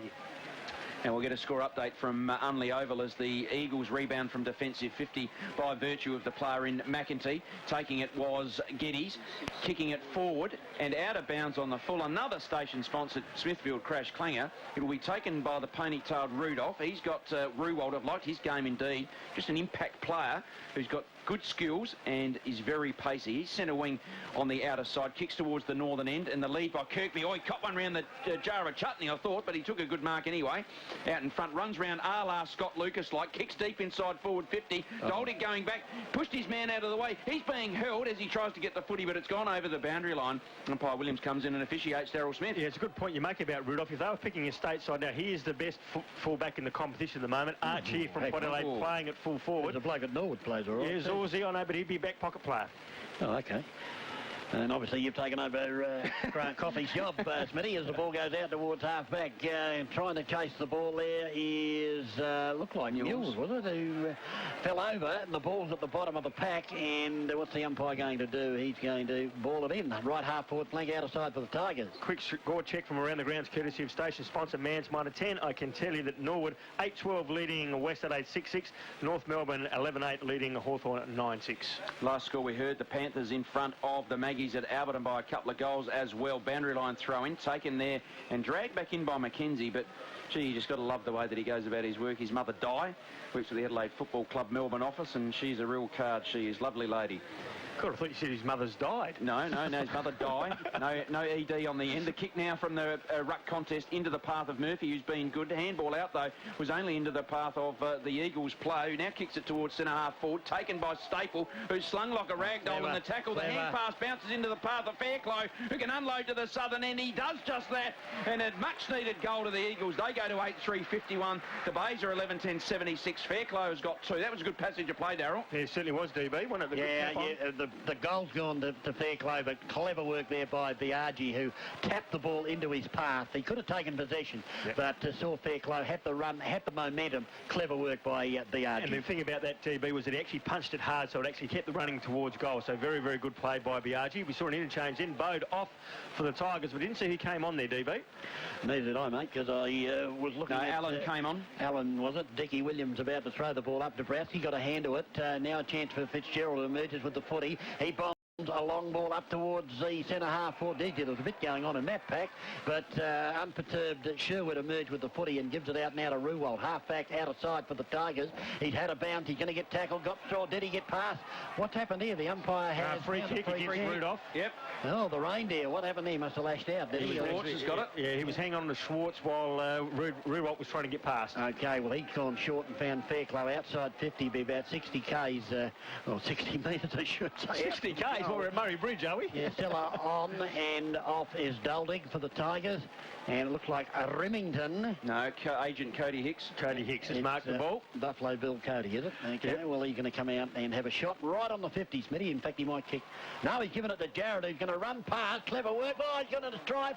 Got the handball over. They feinted the dummy again. The left foot snapped. Around the body is missed, and they just went further and further into the pocket, Daryl Smith. Yeah, great pressure by the defensive work from the Tigers there. They actually ran at the player with the ball. Jared, as we know, has only got one side, and that's the left foot, and they went to his left-hand side. Good numbers by the Tigers in defence there. Sugar kicks out from full-back and finds Panozzo, who runs and rebounds from defensive 50, and the lead provided by Murphy. Dropped perhaps what he should have taken. The ball is out of bounds, and they've gained in 2 kicks a lot of turf, Garrel. Yeah, he's certainly right there, DB. He did drop what he should have taken. If he had to take it, I reckon he was thinking about taking it because he then knew he was off, and the thought process, he should have taken it first before he actually took off with the ball. Indeed. So boundary line throwing on the outer side. Cranston tapping it down, though, into the path of Biaggi. Gave to Agent Cody Hicks, who gives to Jared. Jared's got no support. Tackled by Allen. Support now comes from Powell. Powell goes back to Agent Cody Hicks. He kicks inside 50 to Staple. That's good footy by the Eagles.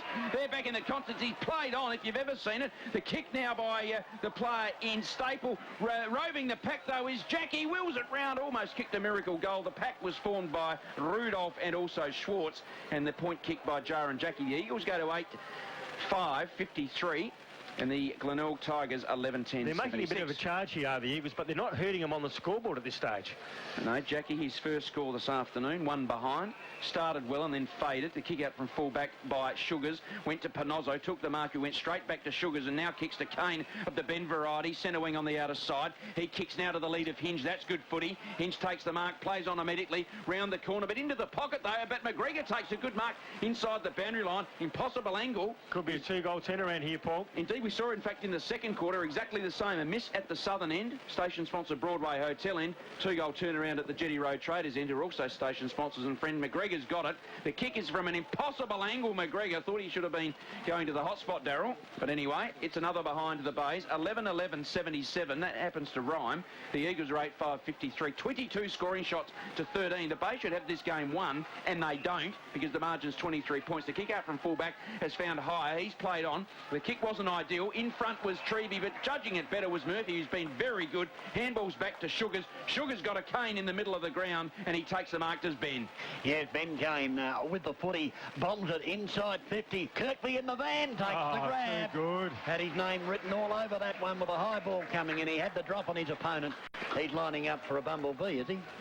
Yeah, no, He's got up for his 3. 4th. He's already got 3. Okay, Roger Moore. So Kirkby coming in now. I can tell you, courtesy of our friends at station-sponsored Mans Mitre 10, that South Adelaide 12-6 leading Port 10-11.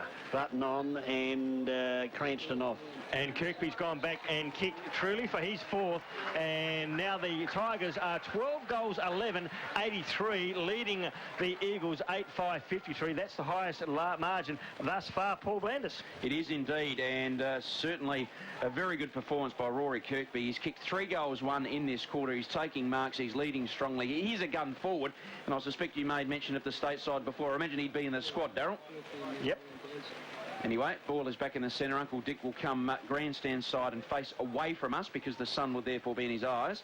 So he does the right thing. He should have a number on, would make it easy for everyone, but they don't elect to do that. Ball up now.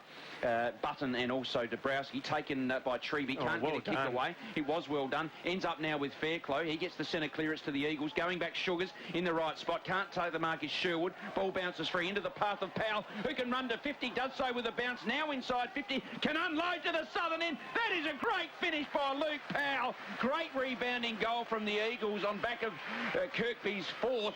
And the Eagles now go to 9-5, 59. The Glenelg Tigers 12-11, 83. And the Eagles, Darryl, just won't go away. No, they won't. They just forced that one forward. Powell got on his own on the grandstand side here of Challenge Recruitment Oval, going towards the station-sponsored Broadway Hotel end, and just did enough with the kick to bring it around and kick truly for his first. We saw an interchange there. Bode on, McConnell off for the Glenelg side, and Bode will add a bit of firepower and a bit of quickness up forward for the Tigers. Umpire back in the centre, throws the ball up. Up they go. Dabrowski up high against Button. The ball kicked up towards half forward for the Eagle. Oh, Panotto had the hand being held. Umpire said play it on as it comes to Ruwalt. Ruwalt will kick a high ball towards the centre wing. In fact, over centre wing on the outer side. Fiarchi leading Bode in the race with the ball. Handball, tried to handball to himself, but in doing so, handballed over the line for a boundary throw in. Centre wing outer side. The Premiership quarter. The Tigers have kicked 4 and the Eagles have kicked 3 as the boundary umpire throws it back. Sausage rolls, that is, of course. Up they go. Dabrowski got a left-hand tap, only down as far as the Tiger, who kicked it inside 50. McKenzie read it superb. I reckon he was off. So did umpire Dickie Williams. Good umpiring there. And this will allow Malinowski to take the left foot kick and come out towards centre wing. He's put his teammate under the hammer. The ball spills loose and the umpire says play it on to the bottom of the pack. He'll do something here shortly and he'll ball it up quickly. Let's go down to Kim Morgan boundary side. DB, Eagles have got a couple of players I reckon are a little bit sore. James Remington is preparing to come back on, but he's got his knee reasonably heavily strapped. And Jaron Jackie came off a moment ago also, just not moving overly well. Yeah, well, good work, Kim Morgan. Thanks to our station sponsor, Wetsuit Coolers, down at ground level. We saw as that was unfolding, the kick inside forward 50 by Kane of the Ben variety for the Tigers. Looking for McGregor, didn't find him. The ball is therefore out of bounds at our Jetty Road Traders End, station sponsors and friends. So boundary line throwing inside forward 50 for the Bays. There's a big pack of players there. One of them Seller, the other one Dabrowski. Ball's gone up, volleyball style, taken by Seller, who has a snap around the corner but misses. And my records show, Darryl, that is the third behind to James. Sorry, the second behind to James Seller because he's had one out of bounds on the full. He certainly has. But DB, I always thought that was a free kick. If you take it in from a throw in, you grab the ball in the air and you get tackled, it's a free kick. Well, it's the second time we've seen that and it has been paid. Perhaps they've thrown the rule out. I don't like it anyway, so yeah, fair enough. No, neither do I. But anyway, the ball kicked back into the defensive square for the Eagles. Not too sure what happened there. And is it Fairclough? Fairclough it is, who brings the ball to the halfback flank. And gee whiz, they're turning the ball over with what am I trying to say? A lot of times as the ball is inside the attacking 50 now for the Tigers. Through comes Fairclough again. The hurried kick to the outer side. Ruwalt adds support from Mules. Yeah. Got rid of his opponent. Ruwalt picked it up, then was tackled. Mules went in and tried and pick it up. They're going to end up with the footy now as a left foot kick from Bode. Comes inside 50. The big men will... Seller! Grab over the back. And we've been waiting for James to come out of the cellar and take one high, and he just did. And he'll go back and should kick a sausage roll from about 20 metres. Yeah, fantastic. That goes back to the hinge, the chase on Fairclough to turn the ball over. Absolutely fantastic. And now Seller has got the ball and he's going to line up from around about 25 metres out, and that mark was a station sponsor PDK highlight because he came from the back of the pack and took a fantastic mark. So Seller comes in now from 20 metres out, virtually directly in front. He kicks truly, and that is his first goal after kicking a point and an out of bounds on the full. So the Tigers have now got their 13th. They go to 13 goals, 12-90. They are stretching that lead out. The Eagles 9-5-59, and the Grand Central time clock says we played 21 minutes of this premiership quarter, and in this quarter the Tigers have added 5 goals, whereas the Eagles can manage just the 3. Indeed. The thing about that Seller mark, he was outstanding. He came from behind a one grabber, and you could just see that he was really impressed with himself, that he's played well, hasn't been high in the best players, but he's really tried hard, and he's got rewards for doing it. Ball's back in the centre now. Good work for the Tigers. And they're in front by 31 points. That is a game-high lead, Darryl. Yes, it certainly is. Around the ground sponsors, courtesy of Mans Mitre 10. Hawthorn are coming back at the North Melbourne side. 12-9 North Melbourne, 10-9 Hawthorn. Okay, well, the Tigers have had 10 more scoring shots than the Eagles, and probably not a true indication because they probably should be further in front as the ball goes up towards half forward. Player there had all sorts of an opportunity to take the ball there in Staple, couldn't do so.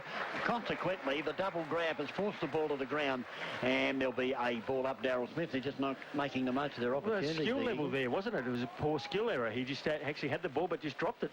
Up they go again. Big Button got a right hand of the ball for the Tigers. Goes into a pack. They're playing by far the better footy today, the Tigers, and there'll be another ball up between centre wing half forward outer side for the Eagles. Someone that's not paying too much attention is the scoreboard attendant. We're giving score updates around the grounds, and he's sitting there doing nothing. Well, he's probably on part-time as the ball is still out there at half forward. We'll take 2 for another ball up. And the Bays, of course, beaten last week by South, but gee whiz, South Adelaide certainly living up to that form by being in front of Port Adelaide last time we had a score.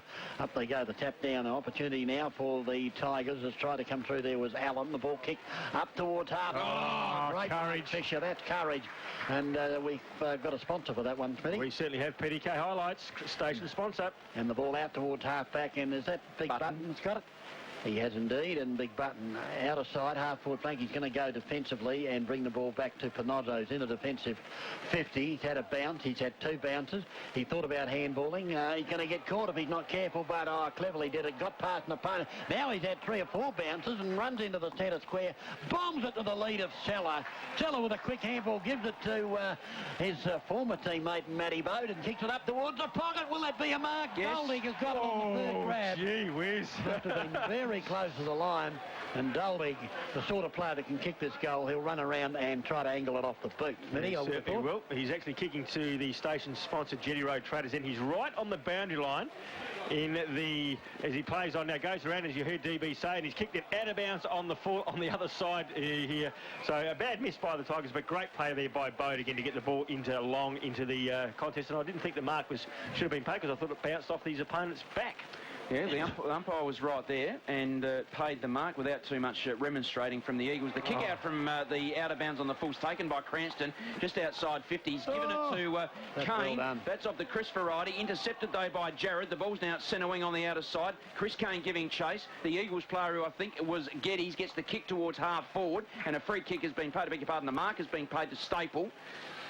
He will kick deep inside forward 50 for the Eagles. Now, it's a bit up and under, actually. It goes straight down the throat of Ty Allen. It does, and the Bays were everywhere there. Plays on immediately, gives to Panozzo, instrumental in that last goal, who rebounds from defensive 50 to the loose man Murphy, who's been very good. Marks on centre wing, outer side. Goes looking for Doddy. His hands were being hurled, one would have thought, umpire. He said no. Involved in the contest, Button, and he pays too high for that. There were 2 free kicks. He elected to play the latter, therefore benefiting the Eagles. Higher, though. Kicks into the man on the mark, taken by Holmes. Holmes, though, gives to Murphy. He's in trouble. Manages to get a kick away. Right into front, 50. Bode takes the mark in front of the goal square. Oh, gee, this is a cakewalk at the moment, Darryl. It certainly is. We always say when the quick kick comes in, you need to be in front, because often it drops short. Bode was in front of his opponent there and took an uncontested mark 15 metres out directly in front. Well, you can put this one down. He won't miss. Exactly right. Bode is going in the book, and he's kicking to the station-sponsored Jetty Road Traders end here, 15 metres out directly in front. And in he comes now to kick for goal right on the siren, and he has kicked truly for his first, and the 14th goes on the board. Glenelg now 14 goals, 12, 96, running away with this game, and the Eagles are on 9-5, 59. That is on the scoreboard. Goal scorers.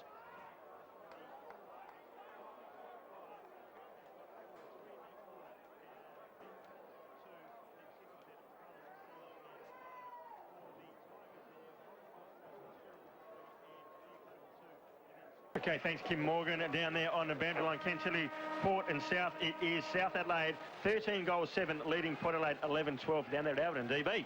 Yes, the umpire throws the ball aloft to start the final quarter, and immediately running onto the ball there was Ty Allen, I think it was, who kicks up towards half forward. Chance for Bode, who had the ball moment. Pulled off the ball. That was nearly a free kick to Bode then, because he didn't have it. Then he gave away a free kick because he grabbed the bloke's leg, and the umpire said, play it on. What's going on here? There's a bit of heavy stuff going in at the moment as the ball comes up towards half forward. Up goes Teller, unattended, gets it quickly over to Fisher. Fisher can run into the open goal and go bang and start the final quarter the way they finished the premiership quarter. First goal to Fisher, 15 goals, 12, 102 the Tigers. Eagles 9-5, 59. Yeah, great play there by Stella and Paul. You've mentioned that he works hard, and that time he really worked hard to get back with the flight of the ball. Took the mark, and it would have been quite easy for him to go back and think, well, I'm going to have a set shot here, but he saw Fisher run past, unselfishly gave the quick handball to Fisher. Fisher ran into an open goal, kicking to the station sponsors, Broadway Hotel, and kicked his first, and just starting to put the knife in the back of the Eagles players. Indeed, that was good football by Glenelg. Good centre clearance again. You've mentioned that a number of times, Smithy, that Glenelg have been better at that through Cranston, who's now involved in the contest. Ball spills free, however, on this occasion to Fairclough.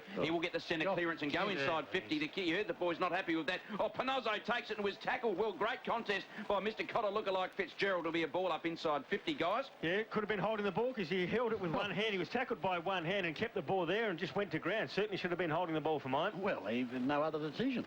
So ball up inside 50. You've heard the boys' assessment of what should have happened. Oh, Holmes with a great hand pass into the path of Allen, who gave back to Holmes. And the ball, in fact, ricocheted off of Allen's boot because it spilled free from Holmes and went out of bounds. He's on the full ski. And that will be Luke Powell bringing it back in at the northern end, just outside forward 50. He's too far out to score unless he kicks a miraculous screw punt.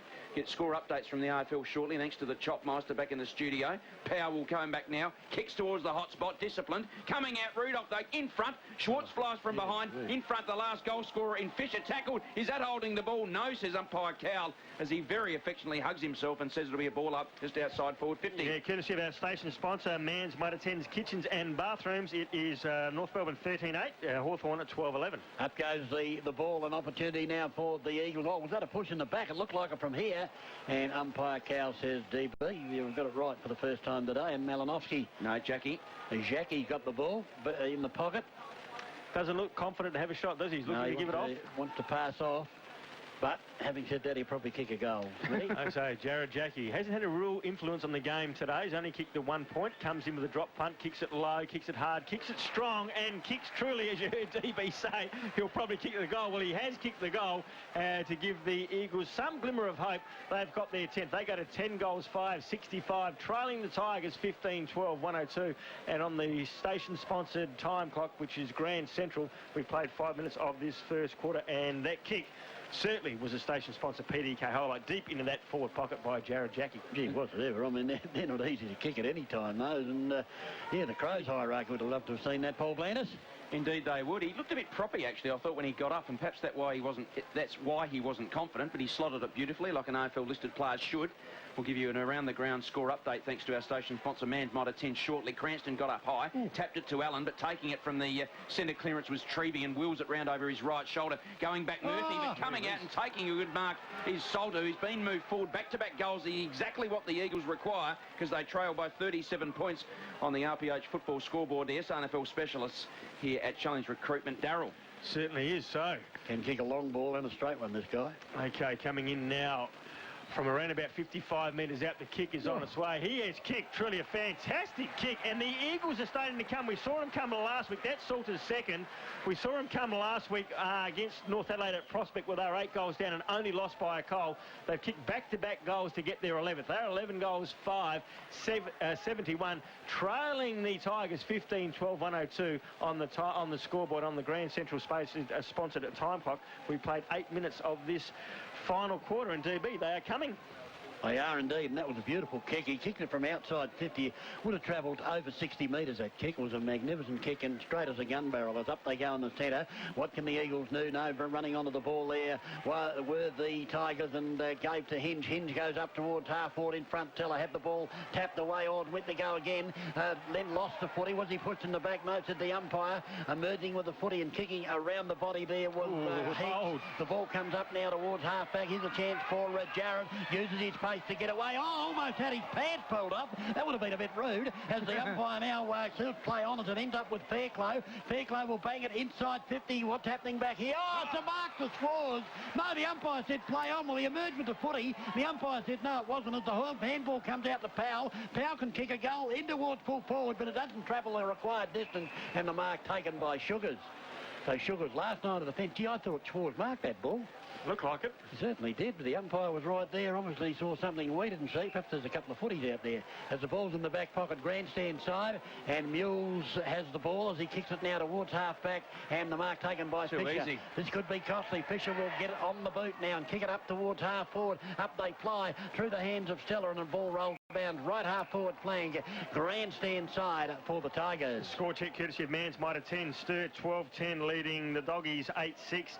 Norwood 11-17 leading West 7-10, and South Adelaide 13-7 leading Port Adelaide 11-12. Thanks, of course, to our station sponsors, Mans Motor 10's Kitchens and Bathrooms. Affordable kitchens and bathroom solution. Boundary line throwing just outside 50 for the Bays. It's taken from the contest by Boat. Arrogant and confident enough to use the right boot from about 45 on the run. run, runs towards the club roos and says, thanks very much. That's the 16th goal to Glenelg, 16-12, 108. The Eagles 11-5-71. Bode's got 2, Darryl. We have a station sponsor to summarise those things. Yeah, fantastic, and that's called a PDK highlight, of course. And I think the PDK highlight out of that one was that Bode actually blew a kiss to the snouts on the hill as he's going past the his crowd. work before he got hold of the ball was brilliant too, because he smothered the ball and forced the turnover. Brilliant stuff.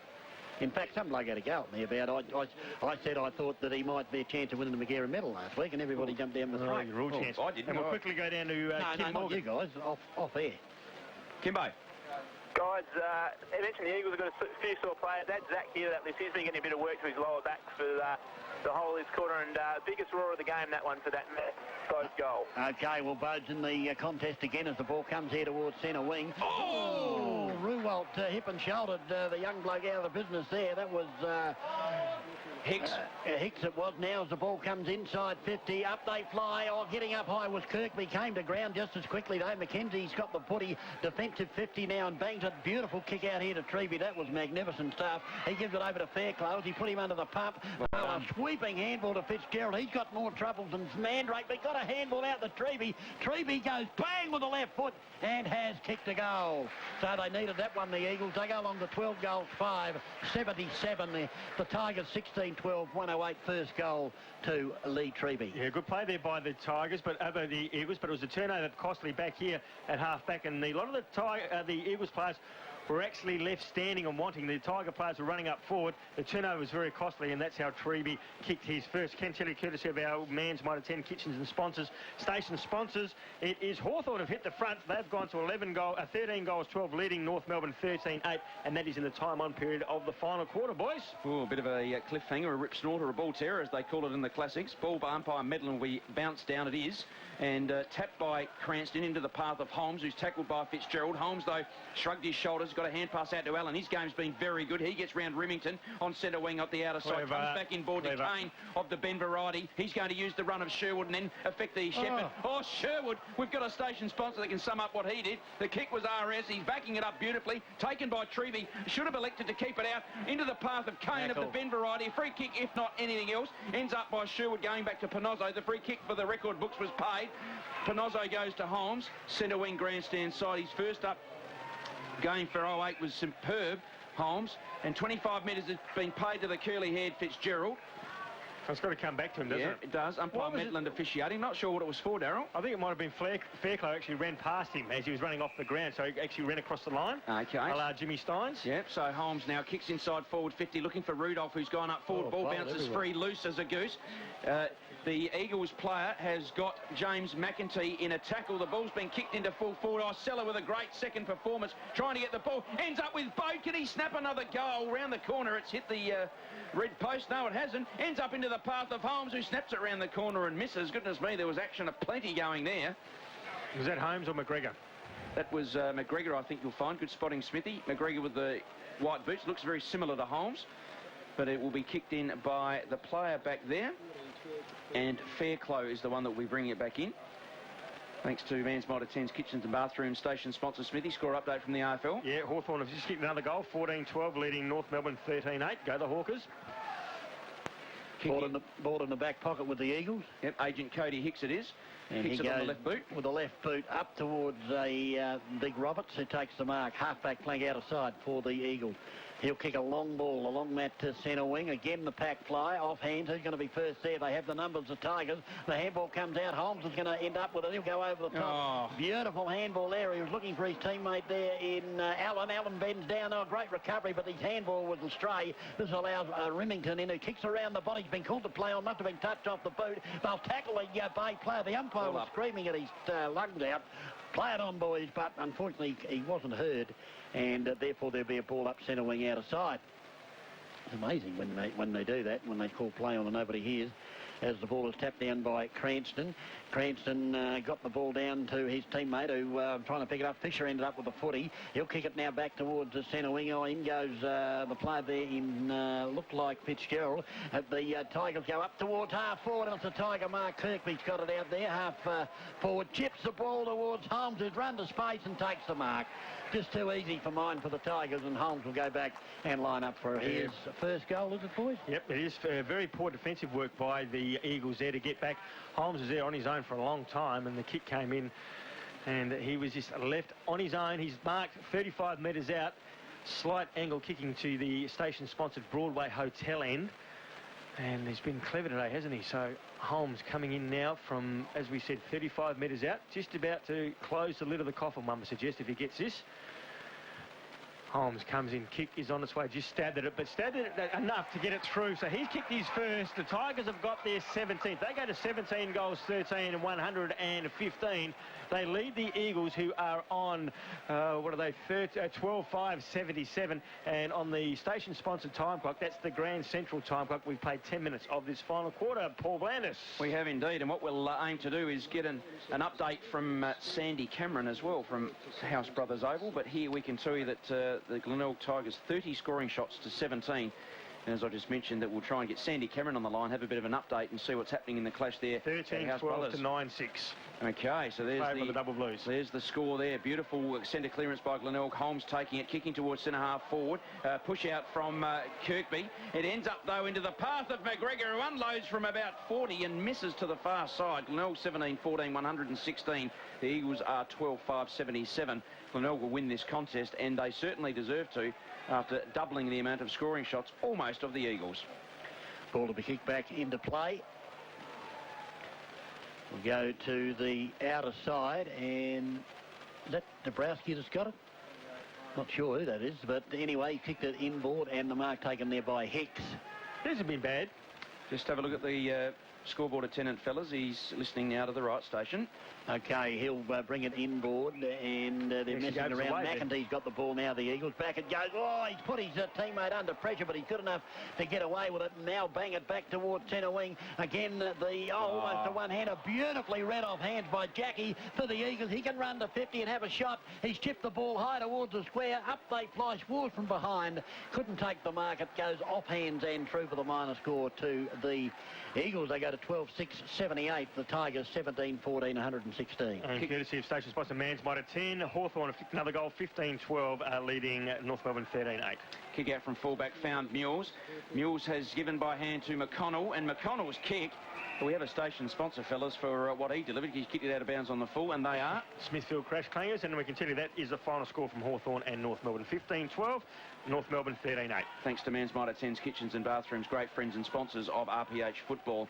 Kick by Salter from the errant kick by McConnell, goes to the hot spot, looking for someone to take a big pack mark. There's a big pack there. No one took the mark, as it turned out. Murphy getting involved in the contest, running away from Malinovsky. He handballs to the support of Sherwood, who rebounds from defensive 50. The big Forrest is looking for options inboard. Can't find any. Kicks though to centre wing to find Doldy. He can't take the mark. The ball spills free now. Gee. The hand pass from Dabrowski to Powell sold him into trouble. He was good enough to get out of it. Kicks towards half forward. There's a big pack, but going back, Sugars almost took a very good, courageous mark. Biaggi gave off looking for Fitzgerald. Found him. Fitzgerald goes in towards the goal square. Jackie bumped off the contest by Panozze. Good enough to get the hand pass. Goes to the goal square. And Fisher, just talk us through that, Darryl, the work by Fisher. Well, Fisher saw there was two players standing there. He was about 25 metres away and sprinted as hard as he could to get between the two and punched it through for a minor score. Great effort by Fisher, who is now backed up and has got the ball from the kick out.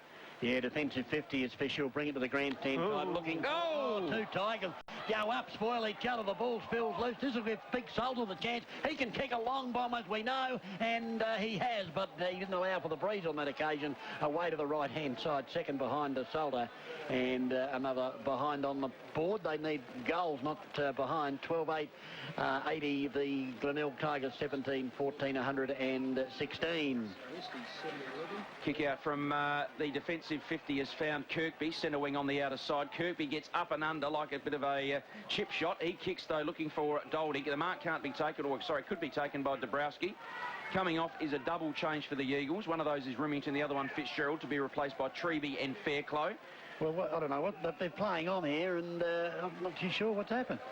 No, I'm not sure that the umpires know what's going on. Dabrowski got the footy. I think they're claiming that he actually took 2 bites of the cherry, one inside the line, the other one outside the line. That's exactly right. Which is a boundary throwing. And it is, and that's going to happen right now on the outer side of Challenge Recruitment Oval, which is looking, to use a Sandy Cameron word, resplendent this afternoon. The ball has bounced free into the path of Jarrett, who uses his right boot on this occasion.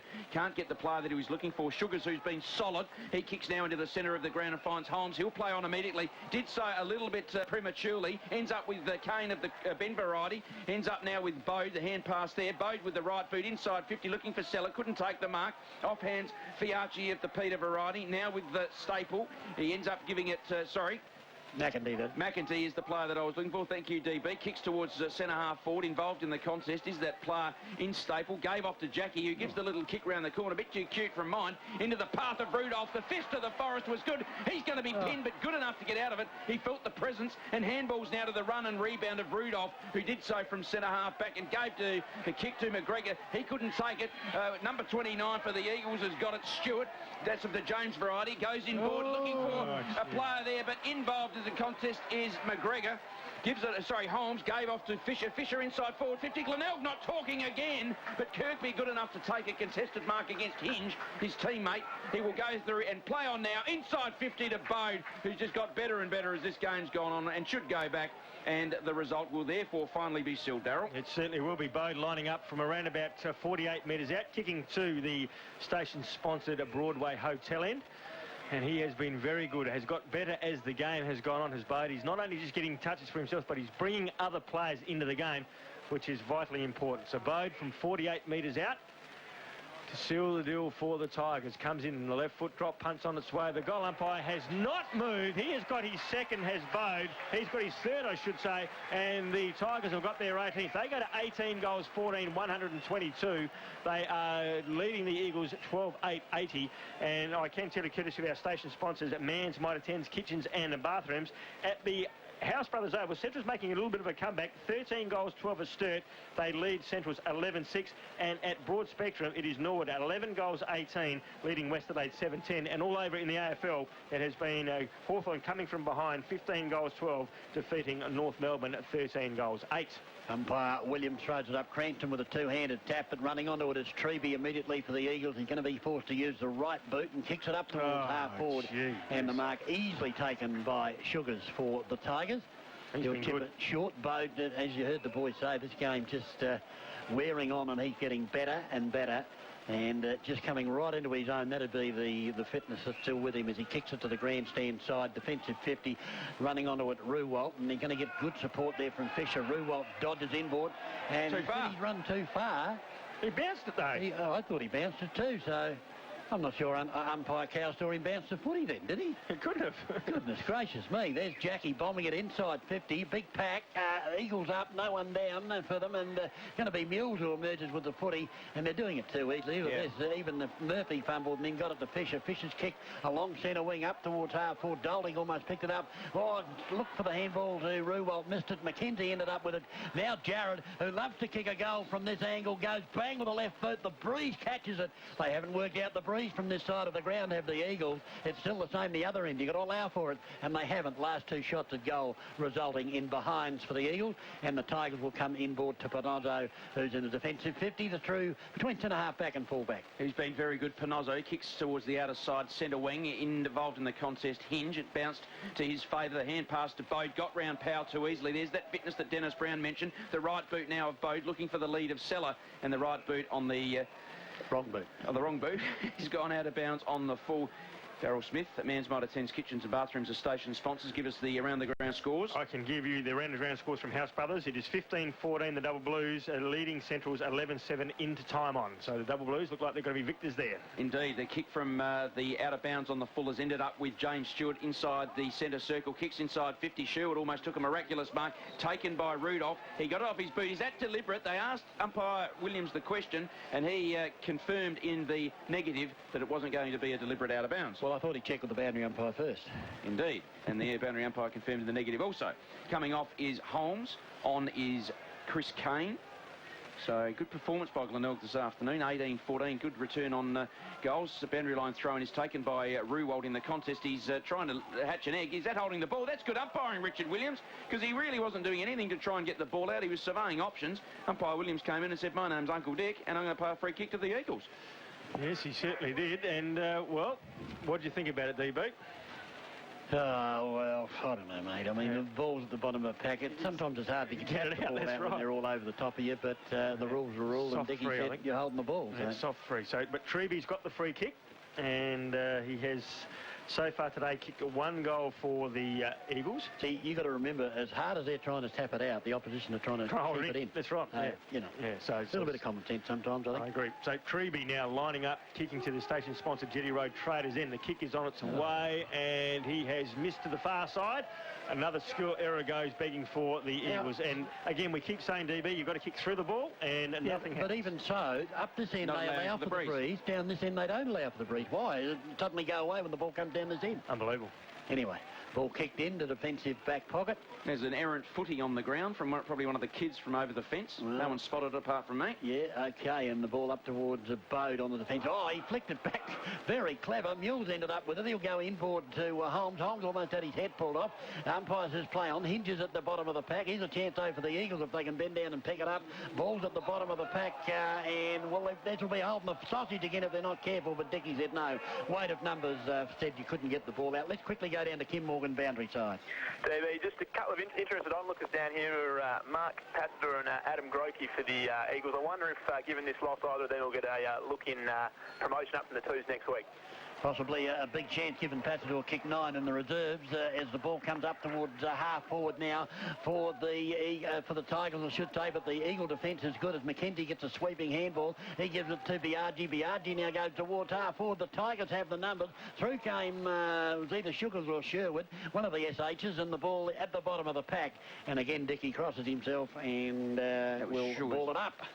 With Sugars. Yes, the Tigers leading by game high 40 points here late in the last quarter.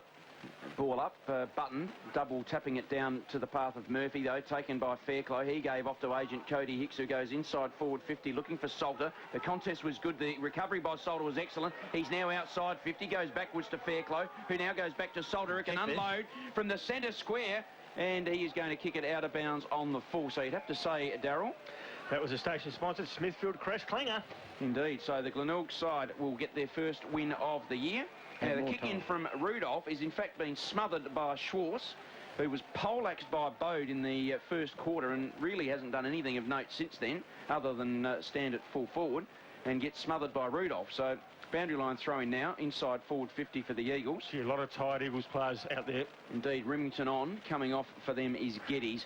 Boundary line throwing, Button couldn't take it, but Murphy, who's had stacks of the footy, handballs back to Sugars, who's been fantastic, and that hand pass was great to the running Rudolph, who rebounds from a defensive 50. Oh, to centre wing out of sight, one-hander by Hinge, and he kicks now towards half forward to be taken the mark by Seller. In fact, hit him on the scone, and then he was held. The umpires are looking at each other going, who's going to pay the free kick? Didn't matter. Yeah. Seller with a great contest, handballs to Hinge, who bounces his way inside 50. He unloads now for goal and will miss to the far side. Johnny the door hinge has missed. And not a good result from a fantastic passage of play. Kicking in from fullback is Fairclough, and finds Fiarchi, who rebounds from defensive 50. Yeah, he's had a couple of bounces as Peter Fiarchi now gets onto the left boot. His kicks it straight down the throat of Mills, but it was thumped away to Button, who ran onto it. Button will go into the centre, picked up beautifully by Holmes. Holmes now looking further afield for Dolding. Dolding, the ball ricocheted, came to Ben Kane. Again, the pants almost removed by the opponent. What's going on here? Comes to McConnell, should kick a sausage roll, and has kicked a sausage roll for the Tigers. Second goal to McConnell. The Tigers 19-15, 129. The Eagles really have struggled today, 12-10, 82. And again, this has been a real pulling down pants affair. Certainly has been, and gee whiz, where to for the Eagles from now? Two games and 2 losses. We know they've got a lot of injury problems, but you don't want to start a season, Paul Blanders, playing 2 and not having a win in the pocket at this stage. Well, you don't. They play Port Adelaide at Woodville next week at Zippin 2, so that's going to be interesting. We'll give you some score updates from all the games around the grounds when we can. And it is now a game-high 47-point lead to the Glenelg side. They are going to go down and win this affair. and win it comfortably. The reserves got beaten, though. Not good for them, good for the Eagles, I guess. The ball up in the centre is ending up with Holmes. He kicks it towards centre-half forward. Seller takes it, gives a good hand pass to Fisher, who tries to pirouette out of trouble. Powell tackled him. Umpire Cal affectionately hugs himself and says it'll be a ball up. Fisher with really no opportunity to get rid of it unless you can hand pass Washter in a pirouette. Just a quick score check for Port South. Port Adelaide 11-16, trailing South 14-8. Dear me, the Panthers, the Eagles now from centre-half back. Kick towards centre-half forward. The mark was taken by Mules, who handballs off to Sugars. He's got Ty Allen on centre wing grandstand side. Will mark in front of agent Cody Hicks. And Allen will go towards loose players. One of them, the captain, in Mules. Mules is just about 10 metres away from the 50-metre line, which would therefore be about 60 metres out from goal, I guess. Mules looking for a leading player, and Kirkby takes the mark. Gee, the Eagles look tired. Glenelg don't because they're winning. Kirkby wheels round on the left boot. Oh, the kick inside 50 and finds Doldig, who's already kicked 5, to go back for a half a dozen. And Doldig, who looks fit. A lot of people wouldn't know he's come back from a knee reconstruction as a junior. Played in the reserves last week, kicked 5, and he can kick 6 here today. Daryl Smith, talk us through it. Well, he's done very well, hasn't he? Not just the work when he's having shots at goal, but his work off the field as well has been absolutely fantastic. His second and third efforts to keep the ball in the area has been superb. So Doldig kicking to the station-sponsored Broadway Hotel end. Has he kicked it strong enough? No, he hasn't. He's just going to fade away with the breeze going to that outer side for another minor score. So 19-16, 130. That's the Tigers leading the Eagles 12-10. Oh, kick out from full-back. The Eagles, Fitzgerald couldn't take the mark. It's now taken by Treby. They almost, it was a monumental turnover. The kick by Treby goes towards centre wing on the grandstand side. Murphy from behind with a strong punch. The second up effort by Byron Murphy, outstanding. Mackenzie, though, involved in the contest, gets a hand pass away to the Mr. Cotter lookalike Fitzgerald, who will go towards half forward and find Jackie, who takes a good mark in front of Panozzo. Certainly was a very acrobatic mark. He chips it inside 50, unattended. It's Fairclough. And we'll go back the left footer and kick for goal, Daryl. He's going to kick from 40 metres out, and can tell you station-sponsored Mans might attend kitchens and bathrooms. South Adelaide have kicked another 2 goals. They go to 16 goals 9. Yeah, Port Adelaide 11 goals 16. So welcome back, Jack. Yeah, whiz. Okay, so Fairclough 40 metres out directly in front, kicking to the station-sponsored Jetty Road Traders End, has kicked truly for his third goal. And the Tigers now lead comfortably 19-16, 130, and it is 13 goals 10, 86. That is the Eagles. Fairclough's got 3, but it's all too late, Paul Blandis. It is indeed, and look, Glenelg have been too good indeed. And what a day on RPH footy. Goodness me. 32 goals, 26 have been kicked here at Glenelg Oval, or Challenge Recruitment as it's now known in the modern day. And Darryl? Game over at the House Brothers Oval. It is Sturt 17-15 defeating Central's 11-7. Coming up, don't forget, Sandy Cameron will give us a wrap-up. Well, obviously that form from last week against South Adelaide has been spot on, hasn't it, Daryl Smith? Going down there to Albert and doing that to the Magpies. You're right, Jack Cotter Cale. Jack is back as the ball comes up towards half forward. The ball thumped away. Chance now for Big Dabrowski. Put one hand down. Oh, there's a free kick too high. How did the umpire miss that? Well, he's on the wrong side. He's on the wrong side of him. Oh, no. There's the siren to end the game. The Tigers, very easy winners in the final analysis. 19 goals, 16, 130. The Eagles, 13, 10, 88. Goal scorers for the...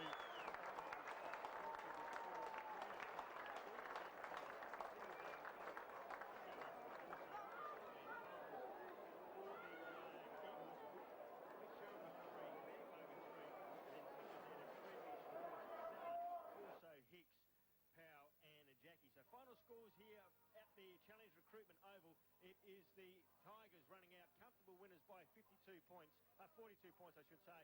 They have won the game at 19-16, 130, defeating the Eagles 13-10, 88.